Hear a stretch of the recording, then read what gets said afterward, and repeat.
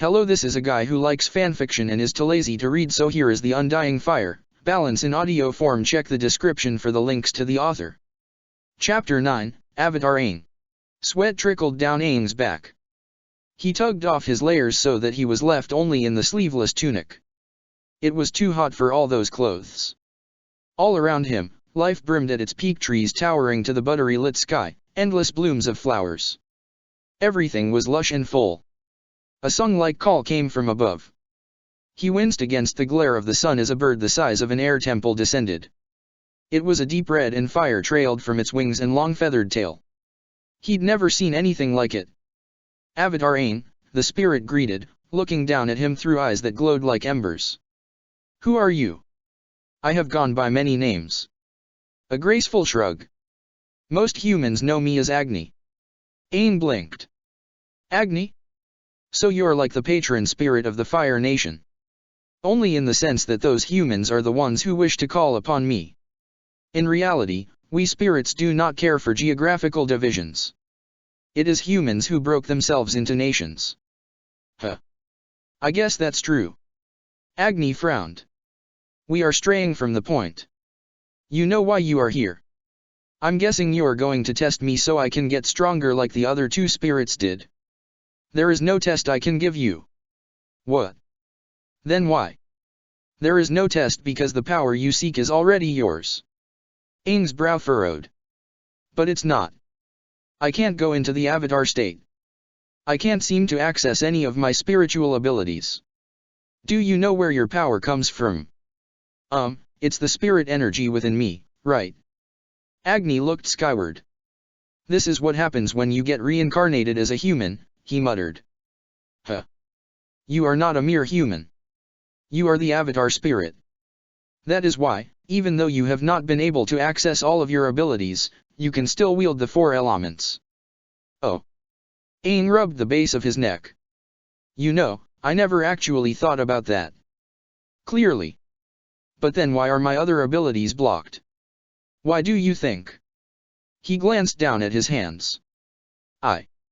I guess it started when I didn't listen to my past lives. I got shut out of the avatar state even though I should have been in control. And then what? I got the avatar state back, but I still couldn't quite control it. Then I got hit by that rock and, I think I died for a bit. When I got healed and woke up, everything was all messed up. The reddish embers seemed to glow brighter in Agni's eyes. By now, I'm sure you understand that bonds are powerful. The one you share with your past lives is exceptionally so. It is a link of power that has been built upon with each of your reincarnations. You're talking about the avatar cycle. Agni nodded. When you refused to use fire after unblocking your chakras, you were denying an entire part of that cycle. That is why you got shut out rather than losing control. It is one thing to fear and deny in ignorance, it is quite another to do so after enlightenment. Wriggly knots formed in his stomach. I didn't realize it would do that. Nevertheless, your choice that day weakened your connection to your past lives. Even when you overcame your fear of fire and started to bend it again, the strain lingered. I know. His shoulders slumped. I could feel something was wrong. It was like there was a resistance when I tried to connect with my past lives, like we weren't quite in sync, so I couldn't have the control I'd gained by unlocking the chakras. Spiritual wounds are not easily fixed. On top of that, your connection was damaged even more when you died while in the avatar state. It would have been severed completely had your healer friends not been there to save you. Aang winced in remembrance. It was hard to forget the image of all his past lives crumbling to dust. It had haunted him for weeks. So, what am I supposed to do? He asked. You said the power is already mine, but I can't connect with my past lives anymore and... You haven't realized. Yes, your chi was damaged and the link to your past lives blocked, but that is not the case now. When you chose to embrace the waters of change, when you were reborn and grounded yourself in an unwavering desire to bring balance to the world, the way was cleared for you. Hope fluttered like wings in Aang's heart. You mean they're all here? I can reach my past lives again. Indeed. You just need to open yourself to them. Aang smiled so wide it hurt his cheeks. Really? Then I'm going to try now. He sat in his preferred lotus position, fists pressed together, and closed his eyes. No fear, no doubt. There was no room for such feelings when the truth swelled within him, bright as the sun. He was the Avatar, another link in the cycle, and all he had to do was reach out and claim what had always been part of him. It was like coming home. The Avatars took shape from the dust of memories, dressed in the colors of their birth element and forming a line that went on and on, seemingly endless. Their hands were linked and their faces turned towards him. Each one was smiling. At the end of the line, closest to him, Roku stood in his red robes. "We have been waiting for you, Aang." Tears spilled down Aang's cheeks. "Roku. I've missed you all so much. I thought I'd lost you forever. Never has the Avatar cycle come so close to being broken. It hurt us to be unable to help you, yet we all believed you would find your way back to us. I'm sorry it took so long. There is no need to apologize. If anything, I should be the one apologizing to you." Roku shook his head, his expression contrite. "Because of the choices I made during my lifetime, your time as Avatar has been one fraught with war and hardship. You see, Fire Lord Sozin was my best friend. If I had been more decisive and acted sooner, I could have stopped him and the war before it started. I am sorry, Aang. This should have never been your burden. It's okay. I've realized there's no point beating ourselves up about things we did or didn't do in the past. All we can do is try our best now, right?" "Well said," Kyoshi praised from where she stood next to Roku. "No Avatar is perfect, just as no human is perfect. We each are born with our own strengths and weaknesses, and we will inevitably make mistakes." Her lips curved. "But that is why the Avatar cycle is so important." "It is. The connection we share is an Avatar's greatest strength," Roku explained. "By calling upon those who came before you, you can access all our wisdom and power, hundreds and hundreds of gathered knowledge and skill." Aang's eyes widened. He'd never thought of it like that. "Then, it's okay to ask for help." Roku blinked. "Why would you think it's not? I thought I was supposed to do this myself. The first trial was all about learning to walk on my own end. You are the Avatar. You are meant to be a leader, a guide, a protector, and in that you must be able to stand on your own and make your own judgments. But that does not mean you cannot ask for help when you need it, especially not from your past lives." A warm smile. "We have all been in your shoes, Aang. We are here to assist you." More tears spilled down his cheeks. "I really have missed you all." Roku offered his hand. "Then join with us again. Let our connection be reforged." Aang smiled mistily and grasped his hand. Power, familiarity, rightness, everything that had been missing slotted back into place. Every Avatar was him, had shared the same spirit as him, yet their lives, joys and struggles were all different. And that was how it was meant to be. Roku nodded as if to say they'd meet again soon, and then he and the other Avatars faded like ripples dissipating. Except Aang knew they were not gone. They remained within him, just as he knew he could call upon any of them if he truly wished. His smile widened and he turned to Agni. "I did it. I knew you would." Agni spread its magnificent wings. "This may be the last time we meet in your lifetime, Avatar Aang, so allow me to give you one last piece of advice. Do not be afraid of your power. Just as fire can be destruction, it is also the heartbeat of life. Remember that you are in control. You decide how your powers will be used." "I know. I won't hesitate anymore." Aang knew what was at stake. He knew what had to be done. Oh. Katara woke to Zuko's sleeping face, or at least what she could see of him through the veil of his hair. That was a first. Normally he was off doing meditation or training in the mornings.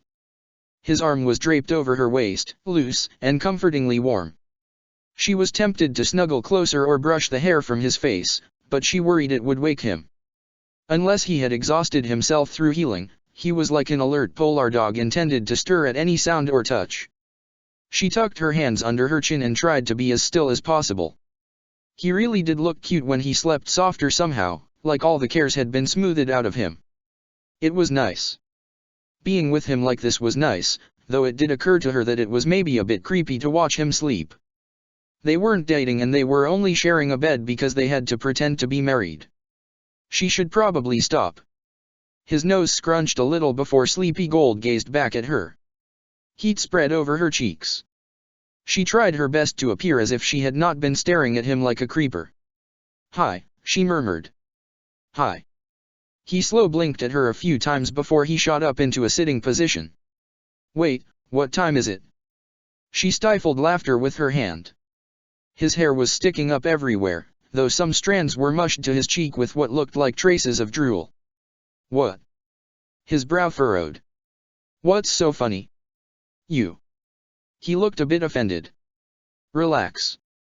I think it's cute." "Cute." He pulled a face as if the word was even more of an offense. When she explained he'd drooled in his sleep and his hair was a mess, he blushed and immediately tried to fix his appearance.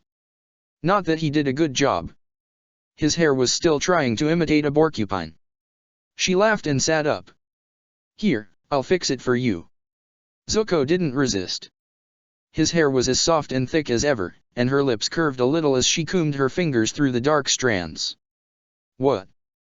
he said, tilting his head. "You're smiling." His eyes narrowed. "You're planning to do something to my hair, aren't you? You don't trust me that much. I've had unwanted haircuts before. Let me guess, your sister." "Who else?" His tone was dry but his body was a bit too tense, like he really did think she was about to chop his hair off or something. That bothered her. She let her fingers slip through his hair and clasped his face. "You don't have to worry with me, you know. I'll never do anything to you that you don't want. If you don't like something, if I ever make you uncomfortable, all you have to do is say the word and I'll stop." His eyes widened in that vulnerable little way, as if he hadn't expected her to care about his comfort, let alone tell him that she did. Then awkwardness seemed to catch up with him and he pulled back from her touch and rubbed the base of his neck. "Sorry." "What for?" "Because I, ruined the mood, I guess. You were trying to be nice before, and I got all paranoid and..." "Hey, you didn't ruin anything, and you don't have to apologize either." Her lips curved. "The mood is not more important than your feelings, okay? I want you to tell me this kind of stuff. I want you to be comfortable." He stared at her with such wonder. It hurt. It hurt to think of what he'd been through to make him so dismissive of his feelings, so quick to be shocked when people cared. It wasn't right. But she was also painfully aware of the way he'd frozen the other night when she'd hinted they could kiss and find comfort in each other, of all the turmoil she'd seen in his eyes and how he hadn't said a thing. He hadn't resisted her at all. Yet when she'd given him an out, he'd almost crumpled in relief. That had been heartbreaking. She didn't want him to feel like he couldn't say no to her. She didn't want him to feel like his consent somehow didn't matter if it went against what she wanted. His consent mattered. He mattered, and she wished she could get that into his head. Holding his gaze, she took his hand and ran her thumb over his palm. "Is this okay?" He nodded. She reached up and trailed her fingers through his hair. "And this?" Another nod. Her breath ghosted over his cheek and she paused when her lips were a hair's breadth from his skin so as to give no doubt of her intention. "And this?" "Yes," he whispered. She kissed his cheek, lingering a few heartbeats as she intertwined their fingers. The gentle squeeze he gave her hand was everything. Blood pounded in her ears, whispering for her to say more, do more. There was so much fluttering and humming inside her, so much that wanted to spill out. But she couldn't do that to him. It would defeat the whole point she was trying to make. Under all that strength, stubbornness, and impulsiveness, he was like delicate porcelain in her hands. He had even placed that porcelain in her hands. She knew now she could take from him what she wanted, kisses, more intimate touches. All it would require was a push on her part. But she didn't want to take. She never, ever wanted to do that to him. If they were going to make this work, he had to be the one to initiate the next step. He had to want this just as much as her. She burrowed her face into his shoulder, still holding his hand. There was no hesitation when his arm came around her and practically pulled her onto his lap so he could hold her close. So close. She could feel his heartbeat thudding like a steady drum, feel him nuzzle into her hair. It was the sweetest of torture. "We should probably get dressed," he murmured. "We're supposed to choose our apprenticeships today, and I don't think the people here like to be kept waiting." She hummed in agreement. Seconds passed and neither of them moved. She smiled into his shoulder, pleased that he hadn't pulled away. Trying to understand the depth of his feelings was like trying to decode a cipher at times. The comb he'd gifted, the hugs, the blushes and little touches, they all meant something. But this right here was clear. This was a simple desire to stay close to her. There was a thud at the door. "Get up," Angela called. "Or at least make yourselves decent. Our friends have arrived." Zuko blushed at the insinuation they'd been doing more than talking, but he didn't let go of Katara. Instead, he looked at her with eyes like soft, golden flames. "You ready to play married couple for the tribe again? Are you?" His thumb schemed her cheek and he smiled shyly. "I don't mind. I'm kind of getting used to it." Her eyes widened.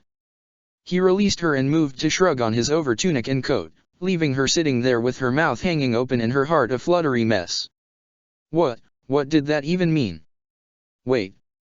She scrambled to her feet and touched his arm. "What you just said, what?" Another thud at the door. Katara almost cursed. She did not need interruptions right now. He picked up her tunic and handed it to her. "Here." She took it distractedly. "I'll go tell them you'll be out soon," he offered. "Wait." He glanced over his shoulder at her. Warmth spread on her cheeks and she found she couldn't get the words out. His brow was creased as if he was confused why she was even telling him to wait. It was obvious he had no idea of the effect his actions and words had just had on her. Her shoulders slumped. "Never mind. Don't worry." He left to go talk to Angela and the people who had come to collect them. Meanwhile, Katara stood in the bedroom and hit her palm to her forehead. No wonder she had so much trouble figuring out the true nature of his feelings. The boy she loved not only missed half her romantic cues, but he was also oblivious enough to not notice when he made his own. "This really is going to be torture, isn't it?" she muttered under her breath. Oh. Fallen leaves crunched under Aang's feet and got snagged by strong gusts of wind. He was on a cliff. The land below seemed shrunken and endless, and all of it was colored in reds, golds, and browns. "Autumn," he murmured. "Air." This was the final element in the Avatar cycle. Did that mean this was the end of his spirit journey? A white tiger materialized out of a swirl of leaves at the edge of the cliff. It waited for him to approach, not giving so much as a twitch of its ears or tail. Everything about the spirit was calm. "Greetings to you, Avatar," the spirit said in a feminine voice that was like an old oak and a gentle breeze in one. "It has been too long." He blinked. "We know each other. All of us spirits know you. Right? I guess you would since I'm the Avatar. Did you meet one of my past lives or something?" "Indeed, but I knew you before you took up the role as the bridge between worlds." Her ancient eyes fixed upon him. "Once, young Avatar, you walked in this land as one of us." His heart quickened and his mouth went dry. It was always a bit weird to be reminded that his spirit was, well, a reincarnated spirit who had taken human form. What was I like back then? Powerful. Wise. You were like our leader." "I was." She nodded. "Long ago, this world was one of chaos and primordial power. Spirits and humans existed in one plane with no divide and many fought in an endless war. We spirits are powerful beings, but humans are resourceful and resilient. There were some who learned how to bend energy as we spirits do, and they used that gift to fight back by forming bonds and manipulating the very essence that connects us all." "You mean like fire healers?" "The fire healing you know is just a remnant of that lost art. In our time, those humans were called energy benders." Aang's brow creased as he mulled over this. "So, what happened then? What made it all stop?" "You did. You saw the growing imbalance, you saw that humans would inevitably be destroyed, along with many spirits, and you did what was necessary to end the war. You created the veil to separate our worlds and chose to be reborn as the Avatar." He sat down, legs too wobbly to hold him up. I really did all that. It seemed impossible. He knew he was powerful when in the Avatar state, but to think he'd done all that. To think he'd had the courage. You believed there was no sacrifice too great. I'll admit that many of us spirits did not understand your decision then, but you have since proven the wisdom of your actions. By becoming the bridge between worlds, you have protected humans and spirits for millennia. You brought peace and balance to a world that had been on the brink of destruction. He frowned at his hands. But the world is imbalanced again now. Humans have been at war for 100 years, and if I can't stop the Fire Lord before the end of summer, Roku said it will be too late. Yes. If the Fire Lord uses the comet and succeeds in his ambition, the wounds he will create will be too deep to heal. We spirits will not escape unscathed either. What do you mean? Humans and spirits will always have an influence on each other. Even now when the veil separates our worlds, we still exist on the same plane. We still share one energy, one home. That is why the Avatar is so important. Because I'm the bridge. Because you are human. We spirits do not change, do not grow. We cannot grasp what it means to be mortal. You became human because you realized that you needed to experience these things if you wanted to protect humanity and foster understanding between our worlds. His frown deepened. Wouldn't it have been easier if I was still a powerful spirit? You are still powerful. Everything you were is still what you are. The only difference is that you wear a mortal shell. The white tiger smiled. If anything, I believe that you are stronger now. How can you think that? Because now you know what it means to feel joy and sadness, to love and hate. You know what it means to live with death on the horizon, and this human weakness has taught you the ugliness of humanity but also the beauty. It has taught you compassion. He brought his knees up to his chest. Compassion, huh? It is your greatest strength, or so you told me once long ago. They both fell silent. Aang looked out over the cliff to the distant valley below. Everything looked so small from up here. Air is the element of freedom, he mused. The monks taught that I need to detach myself from the world if I want freedom. It's how people are meant to find true peace and happiness. Indeed. But the Avatar spirit chose to be part of the human world. That's what you're saying, right? Not exactly. The Avatar is the bridge between worlds. You are both human and spirit, and though you may experience life as any other human, your duty is still to maintain balance. In the end, you cannot be tied to any single nation, person, or spirit. He stood up. I think I understand. Do you? It's about making the tough decisions, right? I'm supposed to maintain balance, but that also means being the one to hand out justice and mercy. It means sacrifice, even the sacrifice of my own life if that's what it takes. He closed his eyes, swallowing against the lump in his throat. If I'm too attached, a part of me will always hold back. I won't be able to do my duty. That is correct. Tears rolled down his cheeks. Okay. I get it. I get it now. Something warm and furry bumped against his hand. He looked down in surprise to see the tiger nuzzling him. Your burden is indeed great, little one. But you are strong and you are brave. I see the conviction in your eyes. I do not believe you will fail. His mouth curved into a sad smile. It's not the thought of failure that scares me. I know. Silence settled between them. Aang stood there and simply let the tears fall. Every part of his spirit journey had led him to this moment, this realization. He understood what it meant to be the Avatar more so than when he'd unlocked the chakras. He understood what was at stake and why he had to defeat Fire Lord Ozai. He understood everything. But he still wished it didn't have to mean taking a life. He still wished he could find another way. Perhaps there is another way. Aang blinked and looked around.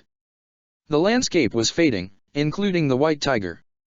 Everything was turning to light. What? He tried to shield his eyes from the glowing glare. Who said that? Come. I wait for you in the other world. Wait a minute. You're the one who guided me here.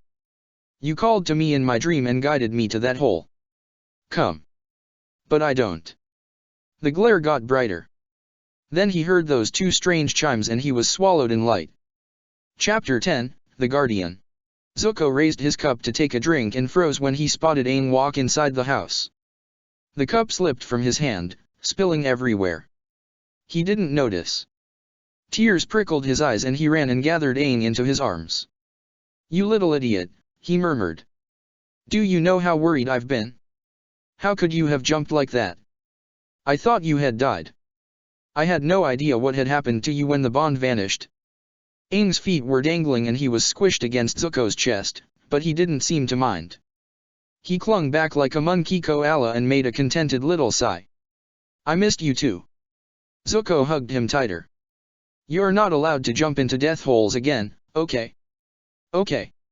And you're not allowed to leave without telling us. Okay. And Zuko, I know." Aang snuggled into him like the baby monkey koala he resembled. "I know." The door to the house opened. Katara and Azula entered and paused as if zapped with paralysis. "Aang," Katara said, breaking into a tearful smile. She crashed into the boys in a hug, squishing Aang even more against Zuko. "I knew it," she breathed. "I knew you were okay." "Hey, Katara." She cried. "Is that all you can say?" "Sorry. I'm kind of tired." She hugged him tighter, which only put more weight on Zuko. Not that he minded.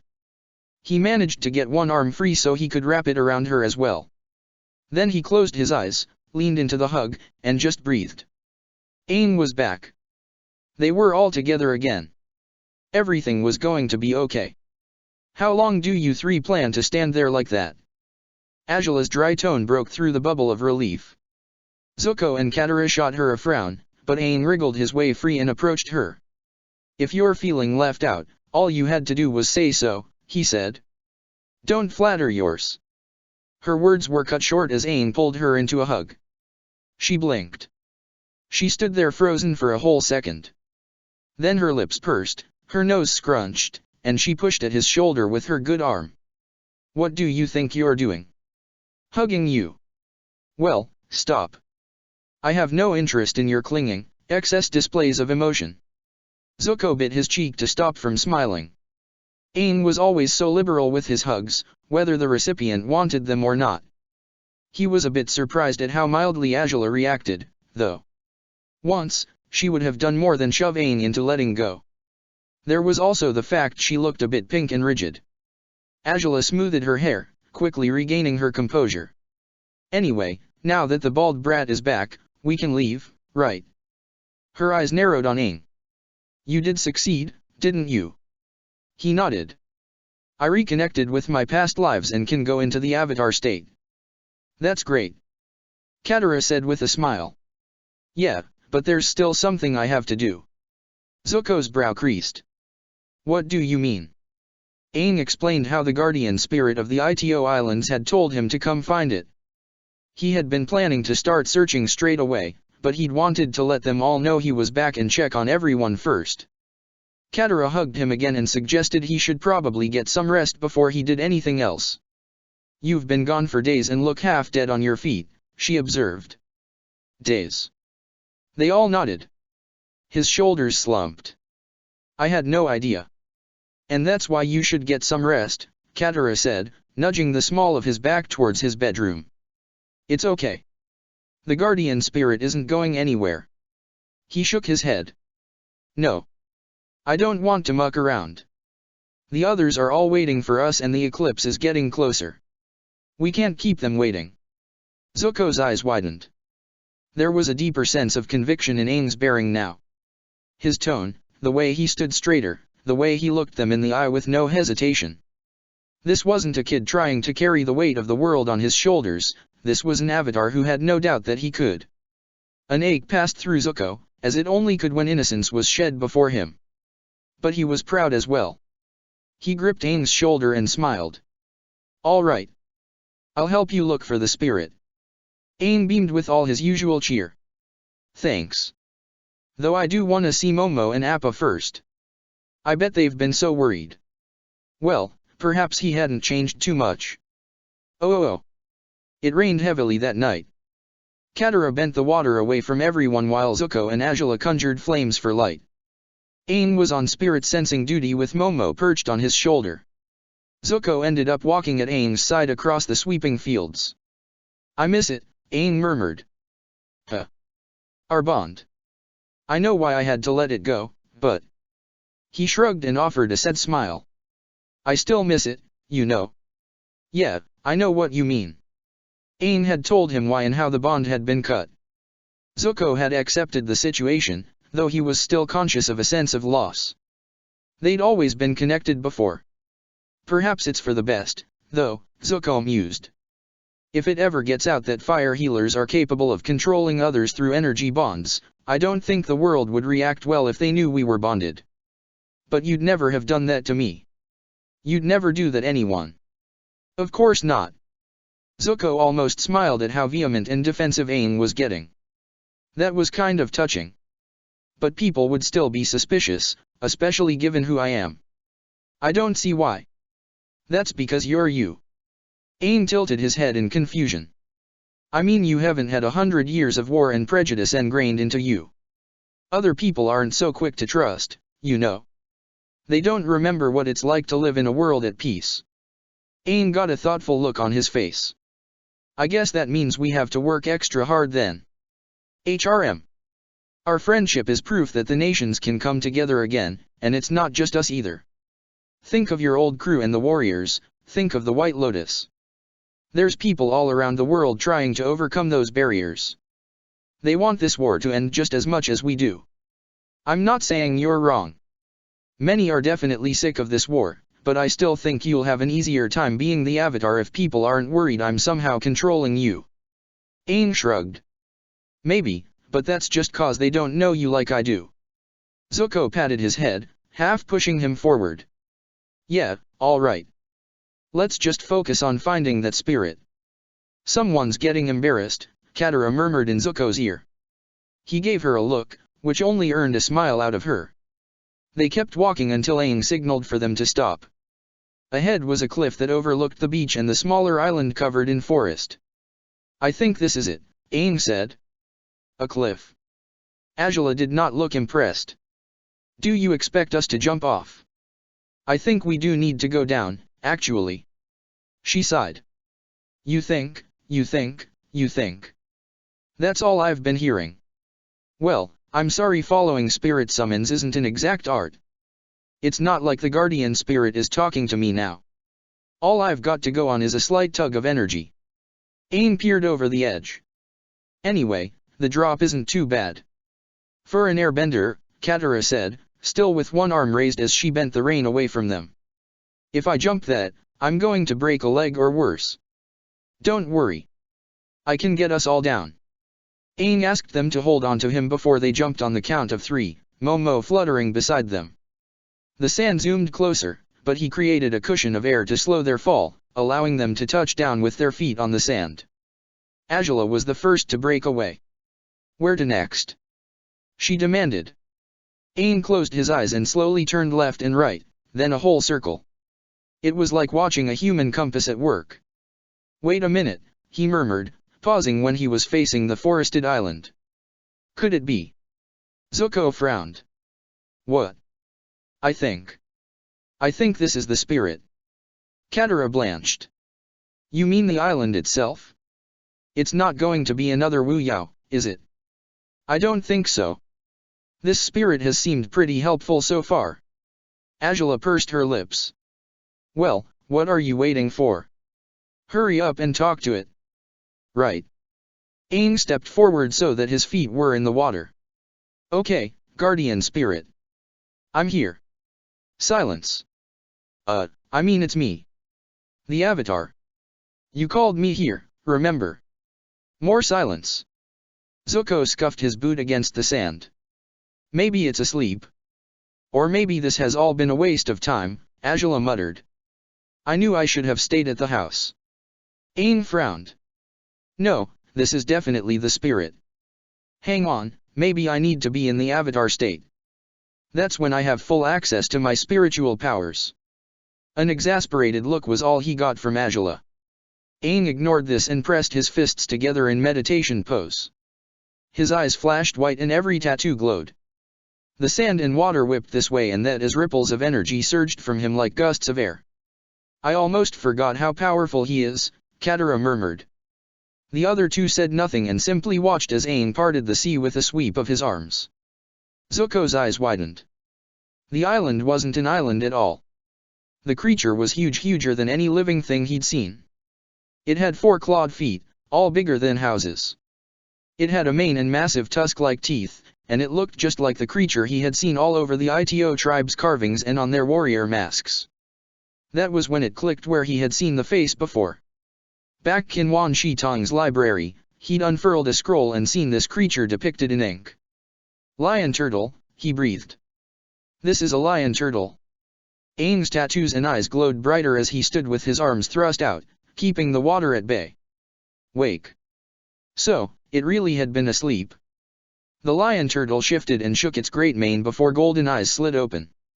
They were like 2 suns, warm and brimming with energy. Avatar Aang, it said in a deep, rumbling voice, deep as if the very depths of the earth were speaking. So, you finally found me?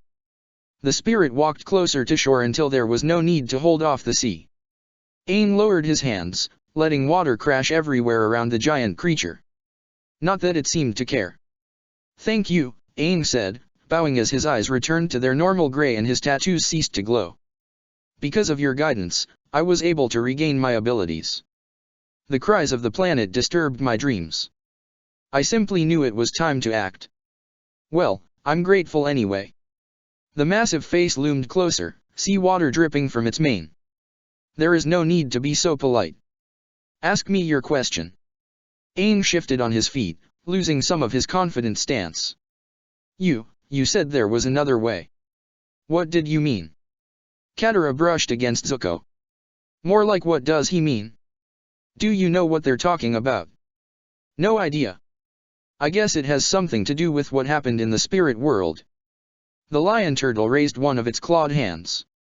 In the era before the Avatar, we bent not the elements but the energy within ourselves. The tip of a claw pointed at Zuko. This one, as you know, is a remnant of the humans who mastered that skill. Zuko swallowed. Aang, what's the spirit talking about? Right. Aang rubbed the base of his neck. I forgot to explain that bit. He quickly told them about energy benders and how they'd used their abilities to fight against spirits and humans before the 2 worlds had been separated. Energy bending, Zuko murmured, staring at his palm and thinking of all the bonds he had forged and strange things he had done. I guess it makes sense. The lion turtle shifted its attention to Aang. As the Avatar, you are expected to be the master of the 4 elements, but you can also bend energy itself. There lies your answer. Aang's brow furrowed. I don't understand. How is bending energy supposed to help me? And how am I even supposed to do it? I've never been able to make bonds or anything like that. The true mind can weather all the lies and illusions without being lost. The true heart can touch the poison of hatred without being harmed. Since beginningless time, darkness thrives in the void but always yields to purifying light. Zuko's heart thudded like a drum against his ribs. For some reason those words resonated with him. The true heart, the true mind. Azula grabbed his arm. We have company. She jerked her chin towards the cliff where warriors had gathered, flickers of flames illuminating their masks. He frowned but also wasn't surprised. All of them had known they were being watched. They're not trying to hide, so it seems they want us to know they're there. I suggest we keep an eye on them for now, she said. If they don't do anything, we won't either. He nodded. It was sound advice. No need to start a fight. The spirit touched its claw to Aang's forehead and an eerie glow emanated from the point of contact.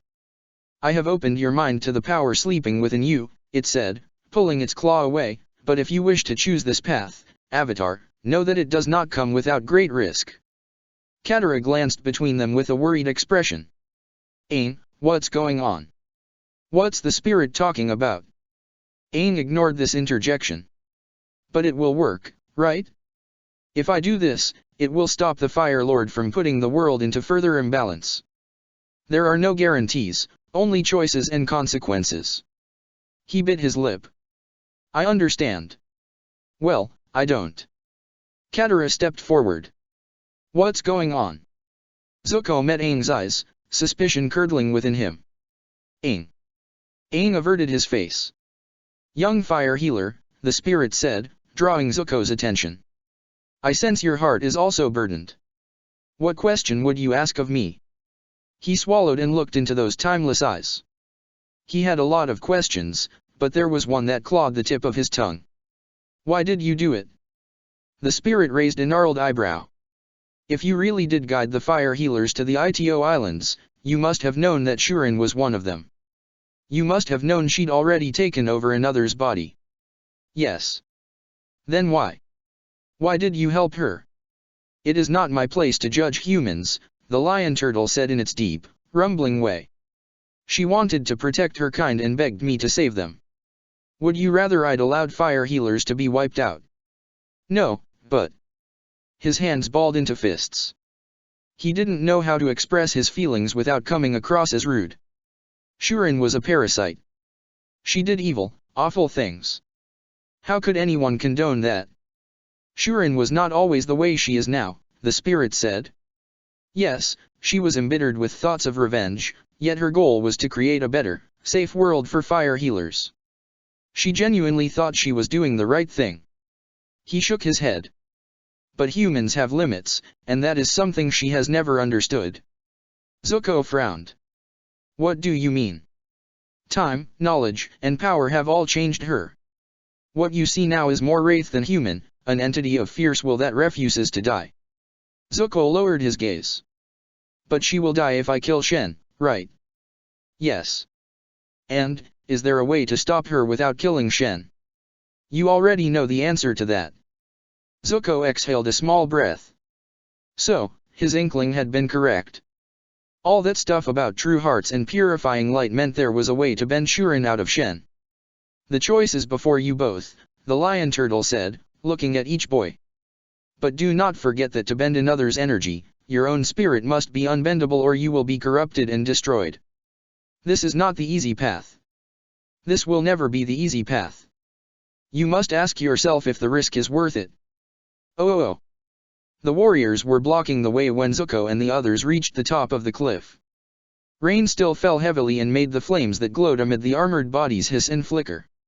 Oddly, Teo and the female sage with grey-staked hair, Ian, were there as well. Their robes were drenched to the color of blood. Are you planning to attack us? Aang asked warily. Teo and Ian exchanged a glance. Our orders were to observe, Teo said in an unreadable voice. And that is all we shall do, Ian responded, shooting him a sharp look before she turned a smile on Aang. Avatar Aang, you have done what you set out to do here, yes. He nodded. She gestured for the warriors to move aside. Then by all means don't let us get in your way. Zuko's brow creased. Something weird was going on. He remembered that this woman had not displayed any goodwill towards them during their trial. It was Teo who had been the one more willing to hear them out and who had led Katara and Aang to the spirit portal. So why was she all smiles now while he seemed tense? Thanks, Aang murmured. We'll be on our way then. They headed for the grassy fields. Teo's gaze caught Zuko's but he said nothing and his expression remained unreadable. No one stopped the group. Oh. It was decided they would leave that night. The encounter with Ian and Teo had left everyone unsettled, though Katara was still troubled by what the lion turtle had said to Zuko and Aang. She had demanded answers from both and had only been appeased when they'd promised they'd discuss it later. Right now, they needed to break Ursa and Shizue out of prison, collect Yuzo and Itsuo, and get off the islands. Zuko and Aang ended up taking the prisons since Zuko knew how to avoid the guards, and Aang could bend earth. That left Katara and Azula to collect Yuzo and Itsuo. Fortunately, it wasn't difficult to get to the cells. Unfortunately, Teo and a few warriors were waiting for them. I knew you would come here, Teo said in a grim voice. Zuko's heart thudded faster and he cast a quick glance at his mum and Shizue. Are you okay? We're okay, Ursa assured him. They haven't done anything. In fact, we just got here ourselves, Teo said, and we want your help. Aang's eyes widened. You want our help? There have been troubling things happening of late, Teo said with a faint scrunch of his nose. Strange orders, stranger conversations. A few of us decided to do a bit of digging, and let's just say we didn't like what we found. Zuko's brow creased. What did you find? The unnamed one. He sucked in a breath. What? You know her? You've met her? Ursa and Shizue told me as much. Yeah, but I did warn it would be this way, Shizue said bluntly. Shuren has been creating her web all through the tribe. Teo believes she controls at least half the sages and who knows how many others. I meant, is she here? Zuko ground out before anyone could interrupt again. Teo shook his head. No. It seems she is using her bonds to direct her puppets from afar. Zuko and Aang exchanged a worried glance. If she's not here, Aang said slowly, then where has she gone? One of the bigger warriors removed his mask to reveal a square-jawed face, complete with a crooked nose that looked as if it had been broken more than once. Zuko recognized him as Shota. We don't know, Shota said with a shake of his head. All we know is that she is the one pulling the strings in our tribe. It seems she has always been pulling the strings. The puppeteer behind the curtain indeed, Teo muttered. Forbidden name, forbidden techniques. She worked hard to cover her tracks, and all the while she's been living amongst us and harvesting fire healers in search of the perfect vessel. Zuko's gut twisted. But then why did the sages allow us to go free? Why let Aang get more powerful when she must know we'll try to stop her? His eyes narrowed on Teo. You were especially helpful. I did that of my own volition. He held his hands up in an appeasing gesture. I knew it would annoy Cam, and I was curious to see the guardian spirit. It's just a coincidence my actions fell in line with what the unnamed one wanted. Zuko looked to his mum and Shizue. They knew Teo and the warriors better than he did. What do you think? I think Teo would not ask for our help unless he had a good reason, Ursa responded. We should at least hear him and the warriors out. Shizue agreed. That was good enough for Zuko and Aang, though Zuko refused to discuss anything until his mum and Shizue were released from their cells. Luckily, Shota had nabbed the keys so they didn't have to use bending. Aang's earthbending tended to be on the noisy side. How are your wounds? Zuko murmured, catching his mum's wrist and letting heat emanate from his touch to warm her chilled skin. Do you want me to heal them? Not yet. She smiled and touched his cheek. We should get somewhere safer first. All right. Teo shot them a frown but made no comment. This way, he said. I know a place where we won't be overheard. Wait, Zuko said, pausing. Kana and Rulin have gone to get Yuzo and Itsuo. They'll be expecting us to meet them. I'll get them, a female warrior offered. That voice had to be Min.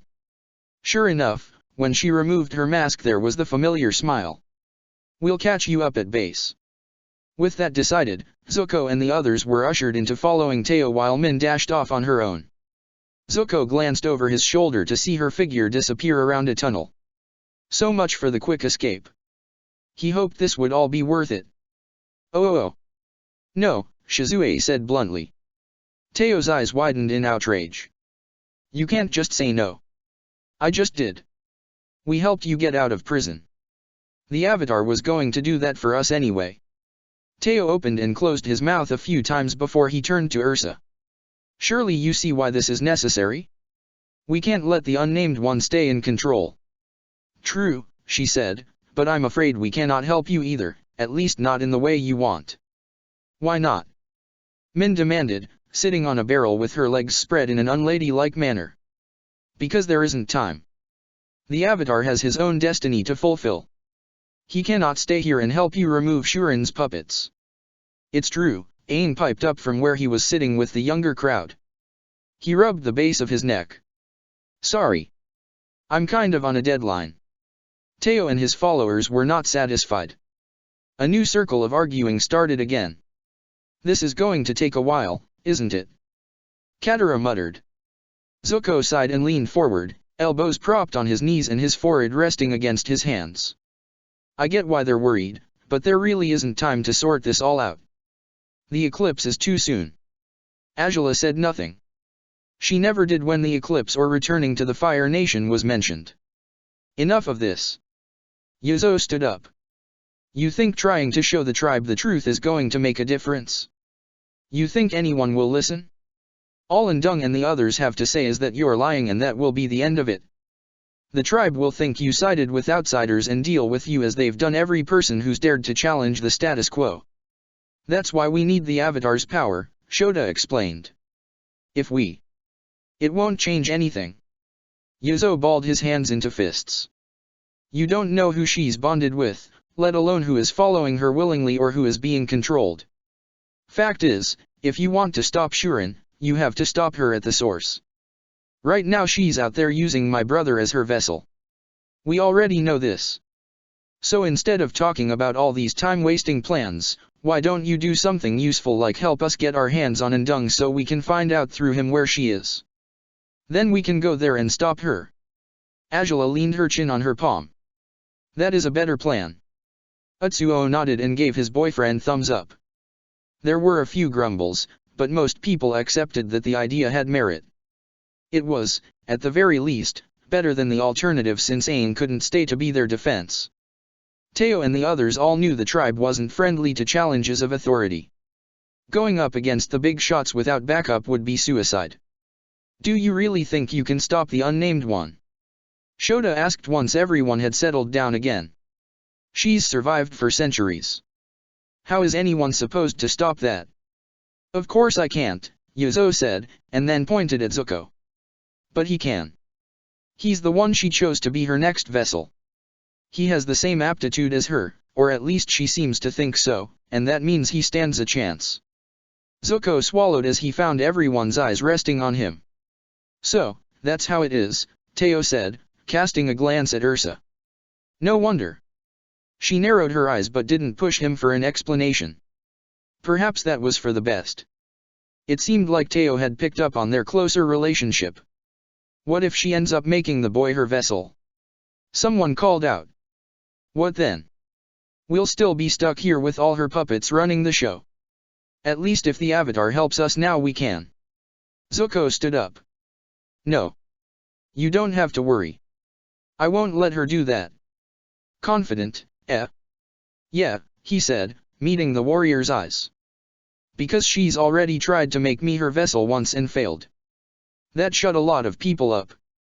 Katara gave him a proud look before assuring everyone that they really didn't need to worry. It wasn't like Lee was going to face Shuren on his own. Trust us, she said. Trust him, and I promise your tribe will be freed from her influence. Teo unfolded his arms. Well, I guess we have a head sage to go interrogate then. Chapter 11, No Easy Path. Undying was waiting for them in the temple. There were no warriors, no other sages. He sat stooped on his cushion like frail rice paper while incense smoke curled all around. Zuko didn't like it. I wondered when you would come, Undying said with a smile. No one knew how to respond. It was only Zuko, Aang, Teo, and Yuzo who had gone in search of the head sage. The others had stayed with Ursa and Shizue since escaped prisoners couldn't exactly go wandering around. For Zuko, this was not how he had expected the interrogation to go, but then he hadn't expected Shuren to assist Aang to get his avatar abilities back either. Where is she? Teo asked. Where is the unnamed one? We know you've been communicating with her through the bond you share. Can't you guess? Unease stirred in Zuko's stomach. Undying's smile widened. No? Well, perhaps I can give you a hint. Where is the one place you must eventually go? Where in the world can she be and know all she has to do is wait? The unease became a pool of dread. The Fire Nation, Zuko whispered. Correct. No way. There was no way she had gone to him. Why would she do that? Teo demanded. Does she want to expose us all? Does she forget what happened the last time she interfered with the Fire Nation? Secrecy was only ever meant to be maintained for as long as it was needed. Undying looked them each in the eye, yet his stare was as ancient and powerful as if it were Shuren herself sitting in front of them. This will be the end of hiding, of fear.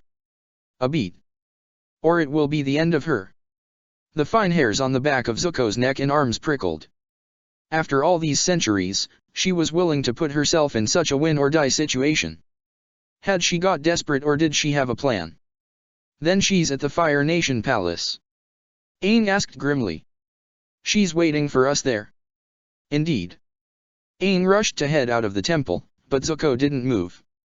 He stared at the withered sage as if seeing him for the first time. You're not being controlled by her, he observed.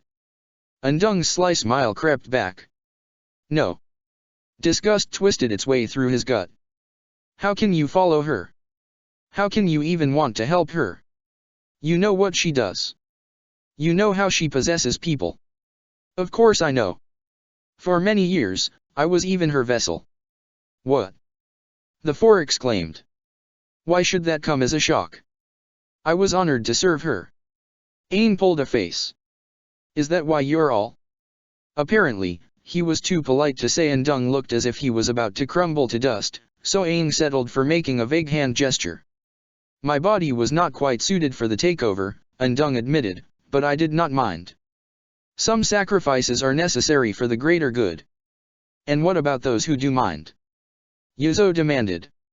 What about Shen? Ah, Shen. Such a skilled young man.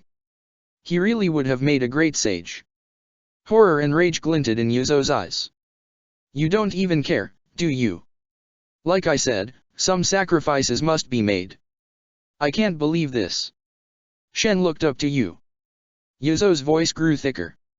I remember how he wanted to become a sage, but you helped that thing get inside him.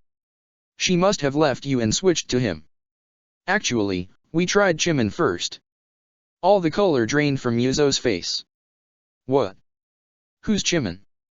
Aang dared to ask. Yuzo and Shen's father, Undung answered. He had this rare gift, you see, for sensing energy over distances. He didn't even need to be linked with the island. Shuren fused with him and left the tribe to expand her search. A shrug. But it turned out his body wasn't compatible. The bonds corrupted him too quickly. So you told her about my brother, Yuzo surmised, though he looked as if he was about to be sick. His fists were also trembling, little sparks flickering from his knuckles. Undung's smile was a slit across his face. Shen had shown so much promise during his training, and when I learned he had inherited your father's gift, of course I had to let her know. Now Zuko felt like he was going to be sick. Undung had helped destroy the lives of two people, a father and son, and he smiled about it. He actually smiled. You're a monster, Teo said in wide-eyed revulsion. I prefer pragmatist. No. Yuzo advanced to the dais, his voice low and tremoring with emotion. You and that thing you obey are definitely monsters, and now you are going to pay for all you've done to my family. Zuko didn't look away fast enough. Neither did Aang, who flinched as blood splattered on red robes and sharpened metal. Of course Yuzo had chosen a knife. Fire was too loud. Fire meant screams. But a knife could slice through all that. A knife could silence everything into choked gasps and gurgles. When it was over, Yuzo turned to them with an expression that was like stone. Blood had splattered on his face and clothes. You killed him, Aang whispered. He deserved it. Zuko didn't deny this. Neither did Teo, though he did point out that Shuren's other followers would be bound to stir the tribe up into retaliating.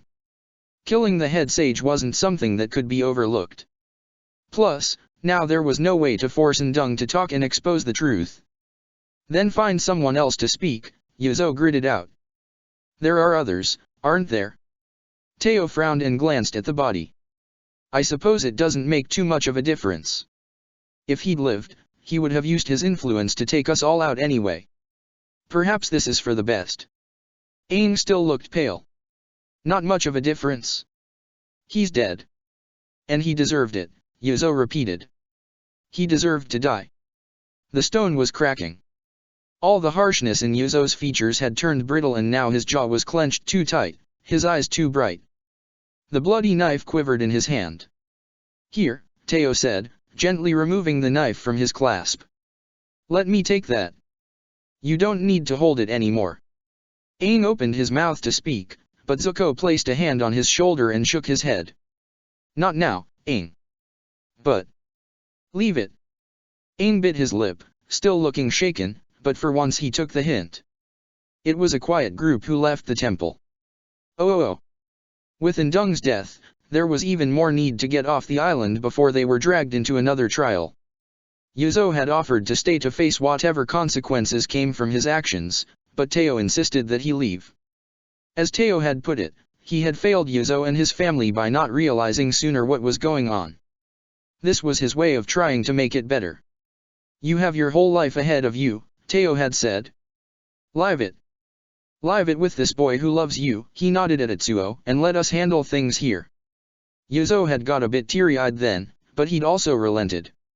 So it was that goodbyes were made and the original 9, Momo included, gathered in the open field that led up to the cliffs where the bison herd had made their home. Zuko looked up at the sky. Morning had arrived. It was in the energy that hummed through his body, in the light that illuminated enough to require no torches, but the clouds were still a darkened cloak shedding rain. Aang found his sleeve and tugged. Zuko glanced down at him, but Aang was looking at the warriors who had just emerged from the trees. What now? Azula grumbled. Don't these people know when to quit? Yuzo stiffened. Itsuo moved protectively in front of him, perhaps worried this was about Undying. Aang. Katara stepped in front of all of them. Go ahead and use that whistle. I've got this. Then she stopped the rain. Zuko's eyes widened as he watched the drops merge and sharpen. Her control was perfect, her determination unwavering as she turned her arsenal on the warriors, holding them back with a threatening wall of blades. Go ahead, every razor-sharp tip said. See if you can get closer. That's some girlfriend you've got there, Shizue muttered. Itsuo nodded. Zuko didn't bother to correct that she wasn't technically his girlfriend. He was in far too much awe, and he wasn't the only one. She had just stopped the rain and turned it into her weapon. She was amazing. Aang, the whistle. Ursa reminded. All right. Aang picked his jaw up from the ground and tugged the whistle free from his tunic. He blew on it hard, though it made no sound. Cho removed her mask and threw it on the ground. Enough of this. She cut through the ice with her sword. Burn or hack your way through if you have to, but don't let them escape. Wait. Everyone turned as one to see Ian and more warriors come out from the trees. Some of the people with her were not wearing masks, but Shizue's small hiss of silencers soon answered who they were supposed to be. Of course Appa chose this moment to descend from the clouds with a wary rumble. Quick. Cho pointed her sword at the would-be escapees. They're going to get away on the bison. I said wait. Ian continued to hold her hand up in a halting gesture.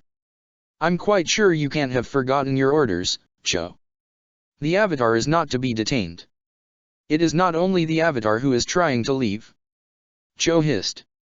So what? Let them go. Cho looked as if she'd been slapped. Excuse me. You heard me. Ian stared at her coolly. I said let them go. A fight now would only result in too much bloodshed. The two women had a brief but intense standoff before Cho sheathed her sword. Fine, if that is what the sages wish. It is. Displeasure carved into her face, Cho waved a hand at her regiment to stand down. Katara waited to make sure no one else had any intention of attacking before she allowed the ice to shift back into rain and drop harmlessly. Appa took that as his cue to draw closer. Let's get out of here, Zuko muttered. No one argued and quickly piled onto the saddle. Itsuo was the last to approach, but he paused when Cho's harsh gaze fixed on him. Her hands moved in silent words. What's she saying? Aang asked. She's calling him a coward, Yuzo answered in a strained voice. She says he's hiding behind us and that, by running, he's only confirming himself a traitor. She says if he had any sense of honor in him, he would stay. He would try to prove himself worthy in her eyes again. Aang and Katara looked horrified. Zuko tensed, wondering if Itsuo would be swayed. It had always seemed like Itsuo had a lot of mixed feelings for his mother, much in the way Zuko had used to struggle with his own need to earn his father's love. Itsuo removed the scabbard from his back and threw it, Jian sword and all, on the ground. His expression was grim as he signed his response. Then he clambered on Appa and all but fell into Yuzo's arms. The boys held each other close. I wonder what he said, Katara murmured. He said she can disown him if she wants because he doesn't need her approval, Shizue answered. He said he knows he's doing the right thing, and that's good enough for him. Zuko found himself catching Azula's gaze. Her expression was unreadable, yet he knew she had been listening. Yip, yip. Aang cried. Appa took off and the Ito Islands were left far behind. Oh. They traveled for hours over a stretch of endless blue. So much needed to be discussed and worked through, but there seemed to be a mutual agreement to not broach any heavy topics while they were all crammed in the saddle together. Or maybe everyone was too exhausted. A lot had happened. Zuko was on steering duty when they finally found a spit of land for Appa to get some rest. There was no source of food or fresh water on the tiny blip of rock, but that was okay since they'd packed their own supplies to last them the return trip. Anyway, the main thing was for Appa to have a break from flying. Bison snores filled the air as tents were set up and a campfire started. Once everyone was settled around the fire, Katara reminded Zuko and Aang that they still owed her an explanation for what they'd discussed with the lion turtle. There had been a lot of stuff about risks that she hadn't liked. Zuko glanced at Aang to see if he wanted to speak first, but Aang was too busy staring at his knees. All right then. I wanted to confirm if there's a way to free Shen, Zuko said quietly. Yuzo sat up straighter. Is there? Yeah. I should be able to bend Shuren out of him. But, Ursa said, catching onto his unspoken words. To do it, I'll have to open my energy to her. I'll be completely vulnerable. Katara gripped his knee, her eyes tight with worry. She didn't have to speak for him to hear her question. I know it sounds dangerous, he said, but I want to try. I felt Shen in there. He's been trapped and suffering all this time. We're talking years. But now I know there's a real chance to free him. You're really willing to take that risk? Yuzo asked. Zuko nodded. Why? You don't even know him. You've never met the real him. Why would you risk all that for someone you don't know? Does it matter? Of course it matters. Yuzo seemed torn, like he wanted to be relieved but felt obligated to point out the strangeness of such a decision. Look, much as I want my brother back, I don't think even he would expect this from you. Zuko sighed. Like I said, I know it's dangerous. I want to do this. I can't ignore the fact there's still a chance to save him. Azula let out a soft snort. You never change, Zuzu. His brow creased. You can't just leave it, can you? You always have to put your hero foot in. I'm not trying to be a hero, he said flatly. I'm only trying to do what feels right. Oh, I know. Just like when you were 13 and spoke up for the 41st Division. Her voice was ice-tipped steel. You remember what happened then? You got burned and banished, and all those recruits still died. He flinched and averted his gaze. This is different. Is it? Azula, Ursa said warningly. That's enough. Her eyes flashed. Why? I'm only saying what you're all thinking. He can't save everyone. That's just a fact of life. Maybe it's about time he realizes that as well. Zuko curled his fingers into his palms. I know I can't save everyone. I know not everything can work out the way I want. Then why do you want to take this risk? Azula asked. Because it's the right thing to do. Wrong. The right thing would be to work together to kill Shen because that's the guaranteed way to get rid of Shuren. The right thing would be to end the threat before it gets bigger. Or have you forgotten that she wants to make you her vessel? Somehow, they were both on their feet. Zuko didn't remember standing. He met his sister's eyes, his breathing harsh, yet when he spoke his voice was soft. What if it were you? What? What if it were you? What if Shuren was controlling your body? Would you still want me to kill you? Would you want to die trapped with that monster? Emotions slipped through the cracks of her steel-crafted mask. He placed his hands on her shoulders. Shen is still in there, Azula. He's alive. I can't leave him like this. I have to try. She shook her head and took a step back, breaking from his touch. Father was right. You really are a fool. I don't think so. It's just one man. She said it like the words needed no further explanation. One man to be the sacrifice, one man to guarantee Shuren's defeat. But that was the thing she and father had never understood. It's still one man who can be saved. Their eyes met. Her jaw tightened, no doubt, from all the sharp, frustrated words she was holding back. They would never agree on this. They were too different, and perhaps they always would be. Mother, Angela said coolly, not breaking eye contact with him. You don't support this, do you? It is risky, Ursa admitted as she frowned at him. If you fail and Shuren makes you her vessel, there's no saying how her power will increase. She seems to think it will give her the edge she needs to carry out her plans.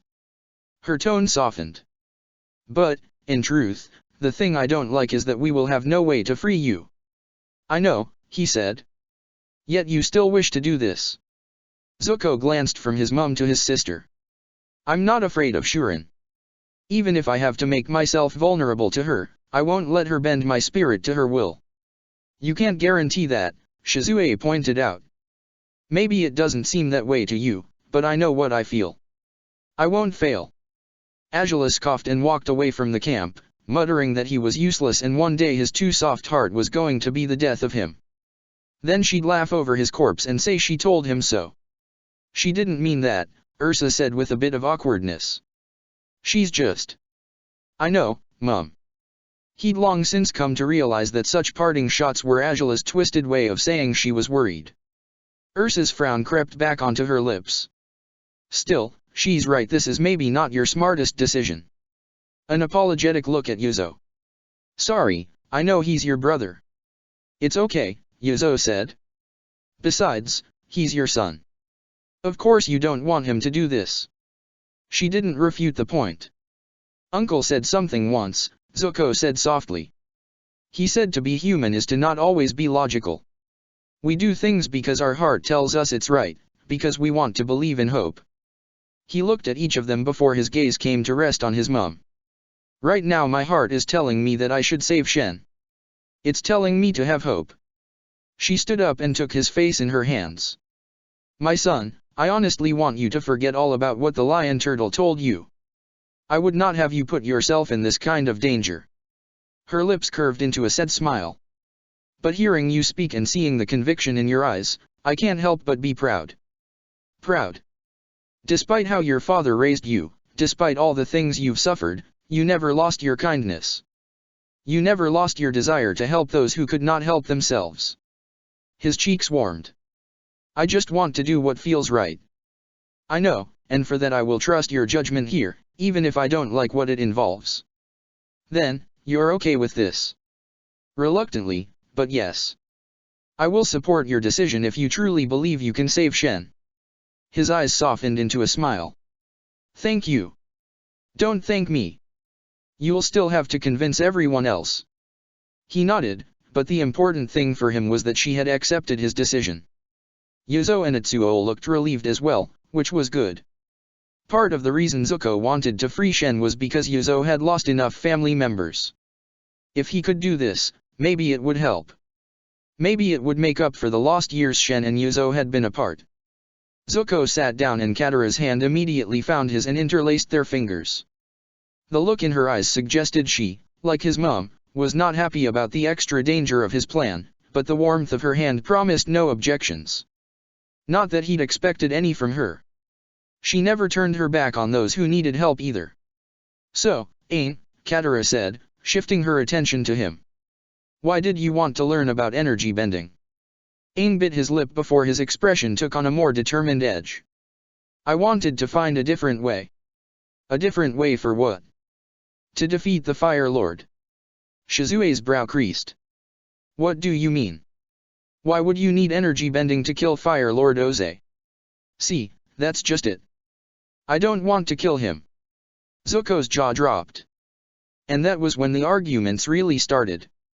Oh. Aang had always run when he got upset. This time he stood his ground. He listened to their words and acknowledged what was at stake, but he also asked why justice had to mean death. If he stopped the Fire Lord from hurting any more people, wouldn't that be enough? Shouldn't that be enough? Zuko thought about those words for a long time afterwards. It had been easy to accept Yuzo's brand of justice. They'd all understood why he'd killed Undying. Even if it was fueled by revenge, a bad man had been killed who would have continued to do harm if left alive. No loss there. Of course, it had been harder for people to accept Zuko's own wish to save Shen, and most still had reservations. But then he wasn't trying to spare Shuren. He would kill her, no hesitation. He just wanted to save an innocent man while he was at it. People could at least appreciate the sentiment. But what Aang wanted was different. Aang didn't want to kill if he could help it. Worse, it wasn't like Fire Lord Ozai had any reason not to harm Aang, as Shuren did for Zuko. The whole idea was too dangerous, too risky, and could easily end in Aang's death. Ozai never hesitated. He never held back. It was something they all knew. This is not the easy path. This will never be the easy path. You must ask yourself if the risk is worth it.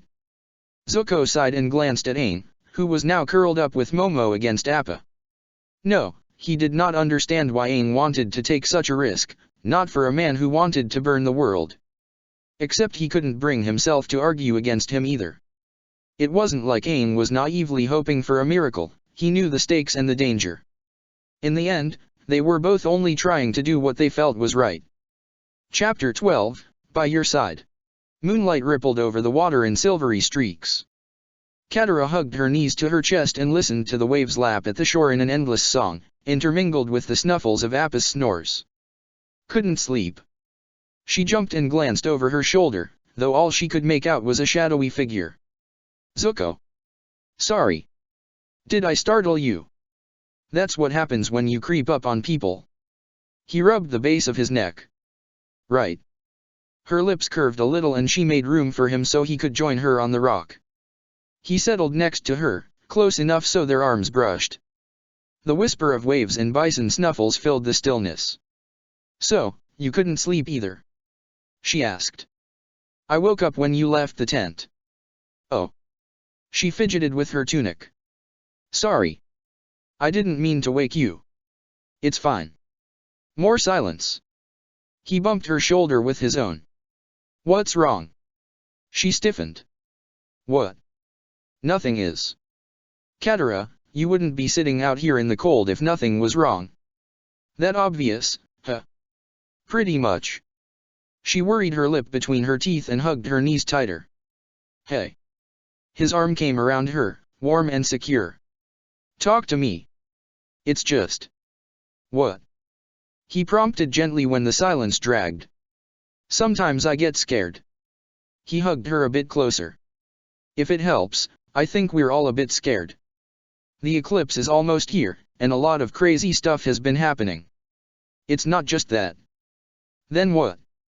She pressed her forehead to her knees. Do you remember how I held back Cho and the warriors? Before we escaped on Appa, I mean. Of course. You were amazing. You stopped the rain. I can't imagine how much control it took to bend it all like that without hurting anyone. I wasn't. I wasn't in control. She shook her head, face still pressed against her knees. No, I guess I was in control, but I didn't care if I hurt them. I would have done anything to keep you all safe. He went quiet. And that scares you?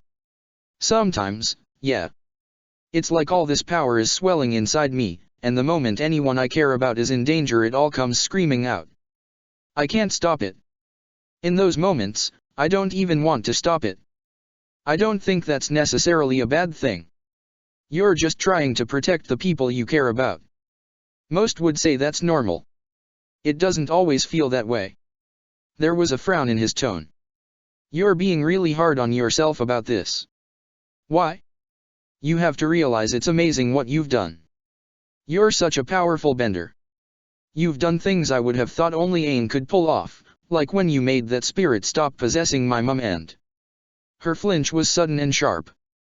Did I say something wrong? He asked. I don't like thinking about it. What I did then. I know it worked out in the end, but... Have you ever wondered how I did it? I guess. I remember there was no water for you to control, but you bent the spirit anyway. I didn't bend the spirit. I bent her blood. I bent your mum's blood. They were close enough that she felt the way he paused. She pressed her hands to her mouth in a prayer-like gesture, her body rocking a little. I controlled her, Zuko. I turned her into my puppet and forced the spirit to get out. She squeezed her eyes shut. I've told myself over and over I had no choice, that the spirit didn't give me a choice, but the fact is I still did it. I did that to your mum. And I would have done more if that's what it took to keep you all alive. There were tears prickling her eyes. She trembled and huddled into herself, trying to be smaller. Trying to escape the judgment she knew had to come. He wrapped his other arm around her and pulled her onto his lap. He held her like her dad had used to, extra close, almost cradling, except he wasn't her dad. Her heart thumped and thumped and thumped. What are you doing? She whispered. Does it help? She curled her fingers into his tunic. I don't understand. I thought you'd not want to be near me. I thought. Katara, I'm a fire healer. I can drain people's energy to boost my bending. I've even done it to you. And, yeah, if I wanted I can take control of a person and force them to do my will. His hand smoothed along her back. I'm saying I get it. I understand. But you've never wanted to do those things. You've always been so insistent about not using those abilities. Are you telling me you wanted to bend my mum's blood? No, but... Look, you saved her. You saved us. Why would I ever judge you for that? I don't know. She hid her face against his chest. Because it's an awful ability. Because I'm scared I don't know when to stop sometimes. Because... Katara. One of his arms came away from her and light bloomed in a soft glow. Look at me. She was reluctant to move. The flames he cradled were small and danced in little flickers, and it took him tilting her chin to get her to actually look at him. His touch was warm, but his eyes were warmer, like pools of molten gold. There are people out there who don't have any limits, he murmured, people who might as well be called monsters, but you're not one of them. You could never be one of them. Fresh tears burned her eyes. Maybe so, but sometimes I don't know what this war is turning me into. I feel it growing in me, this intense need to protect, to do whatever it takes, and it's terrifying. But I also know I can't stop. I can't bear the thought of losing any of you. I can't and I won't. He caressed her cheek with his thumb, brushing away some of her tears. Of course not. You're a warrior, you're a healer. You're you. More tears. What? He smiled. There's no one I'd trust more to watch my back. You're amazing, not just because of your bending but everything about you. Heat spread over her cheeks. Oh. The glow of the flames did mesmerizing things to his eyes. She was conscious of how she was still on his lap, of how close their faces were. His hand trailed down her jaw, her neck, fingertips brushing against bare skin. Such an innocent touch, yet it sent shivers all through her. I'm glad you're on my side, he said softly. I'm glad you're here with me. It's like you said, I'd be totally lost without you. We all would. Her heart thudded faster. You really mean that? I do. He leaned in and brushed his lips against her forehead. So don't be scared. I know you. I know who you're becoming, and that girl.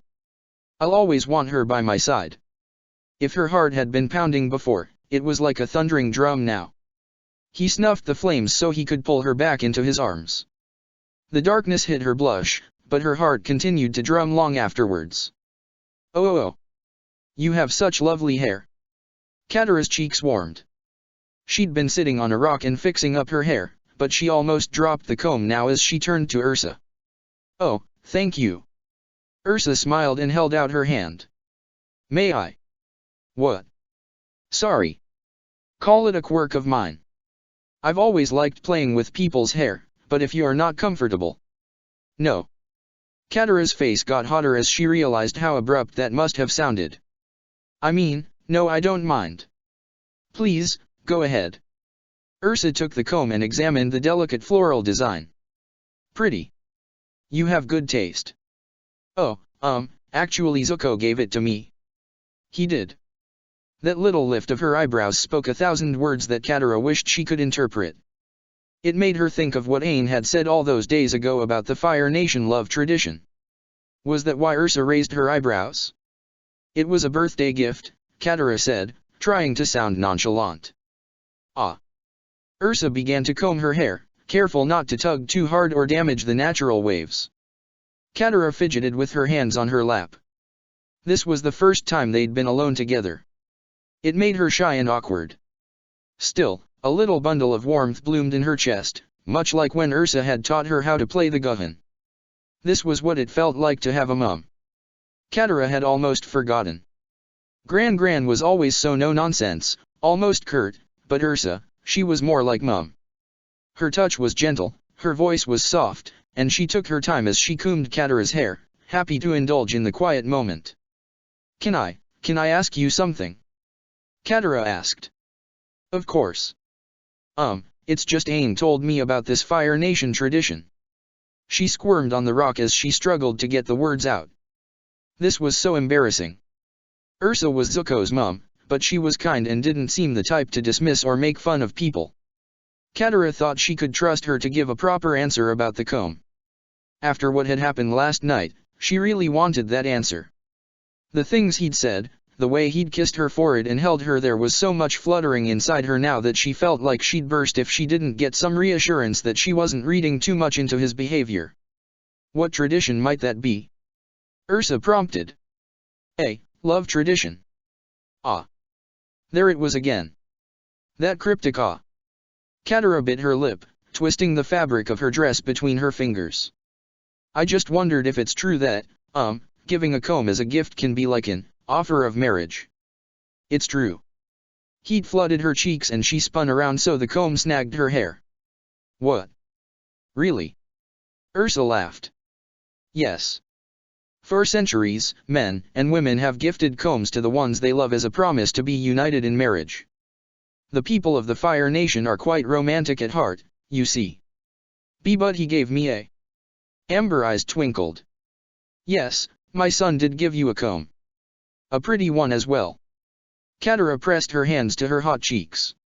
Was that why he had blushed and got so awkward about it? It wasn't just shyness. He really wanted to be with her.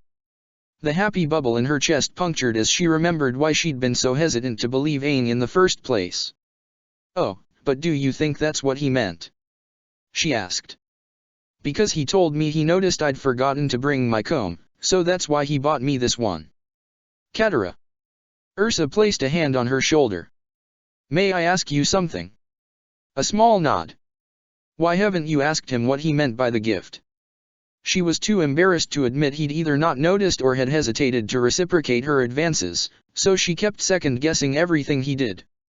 I guess, I'm worried I'll ruin things, she admitted. He's never actually, told me he's interested in me in that way. But you love him, don't you? Katara's face was burning, her ears were burning. Everything was flustered burning. Is it that obvious? Very.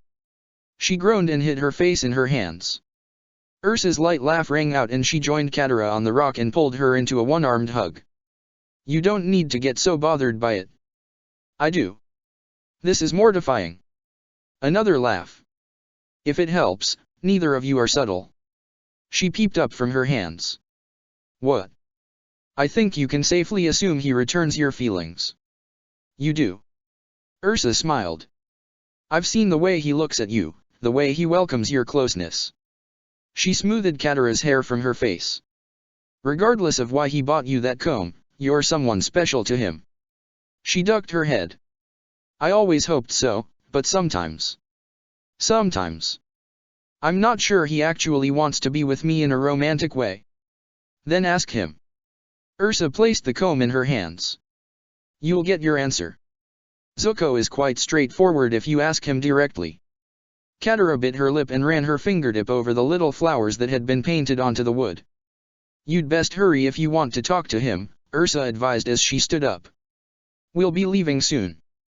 Do you really think I should? Love doesn't tend to work out for those who wait.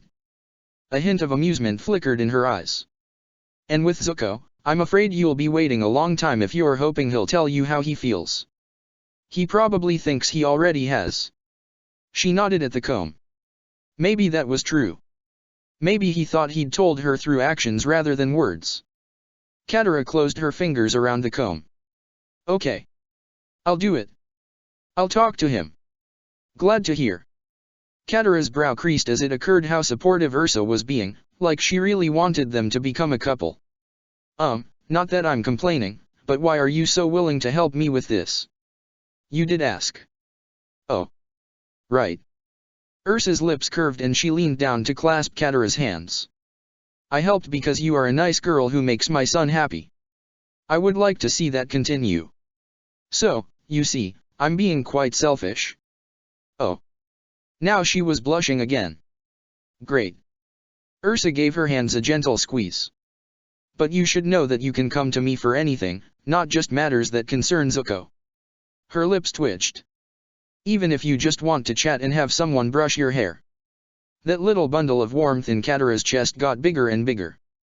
She surged up and wrapped her arms around Ursa. Thank you.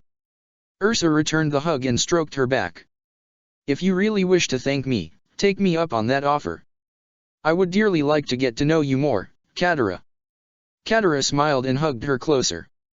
I'd like to get to know you more too. Oh.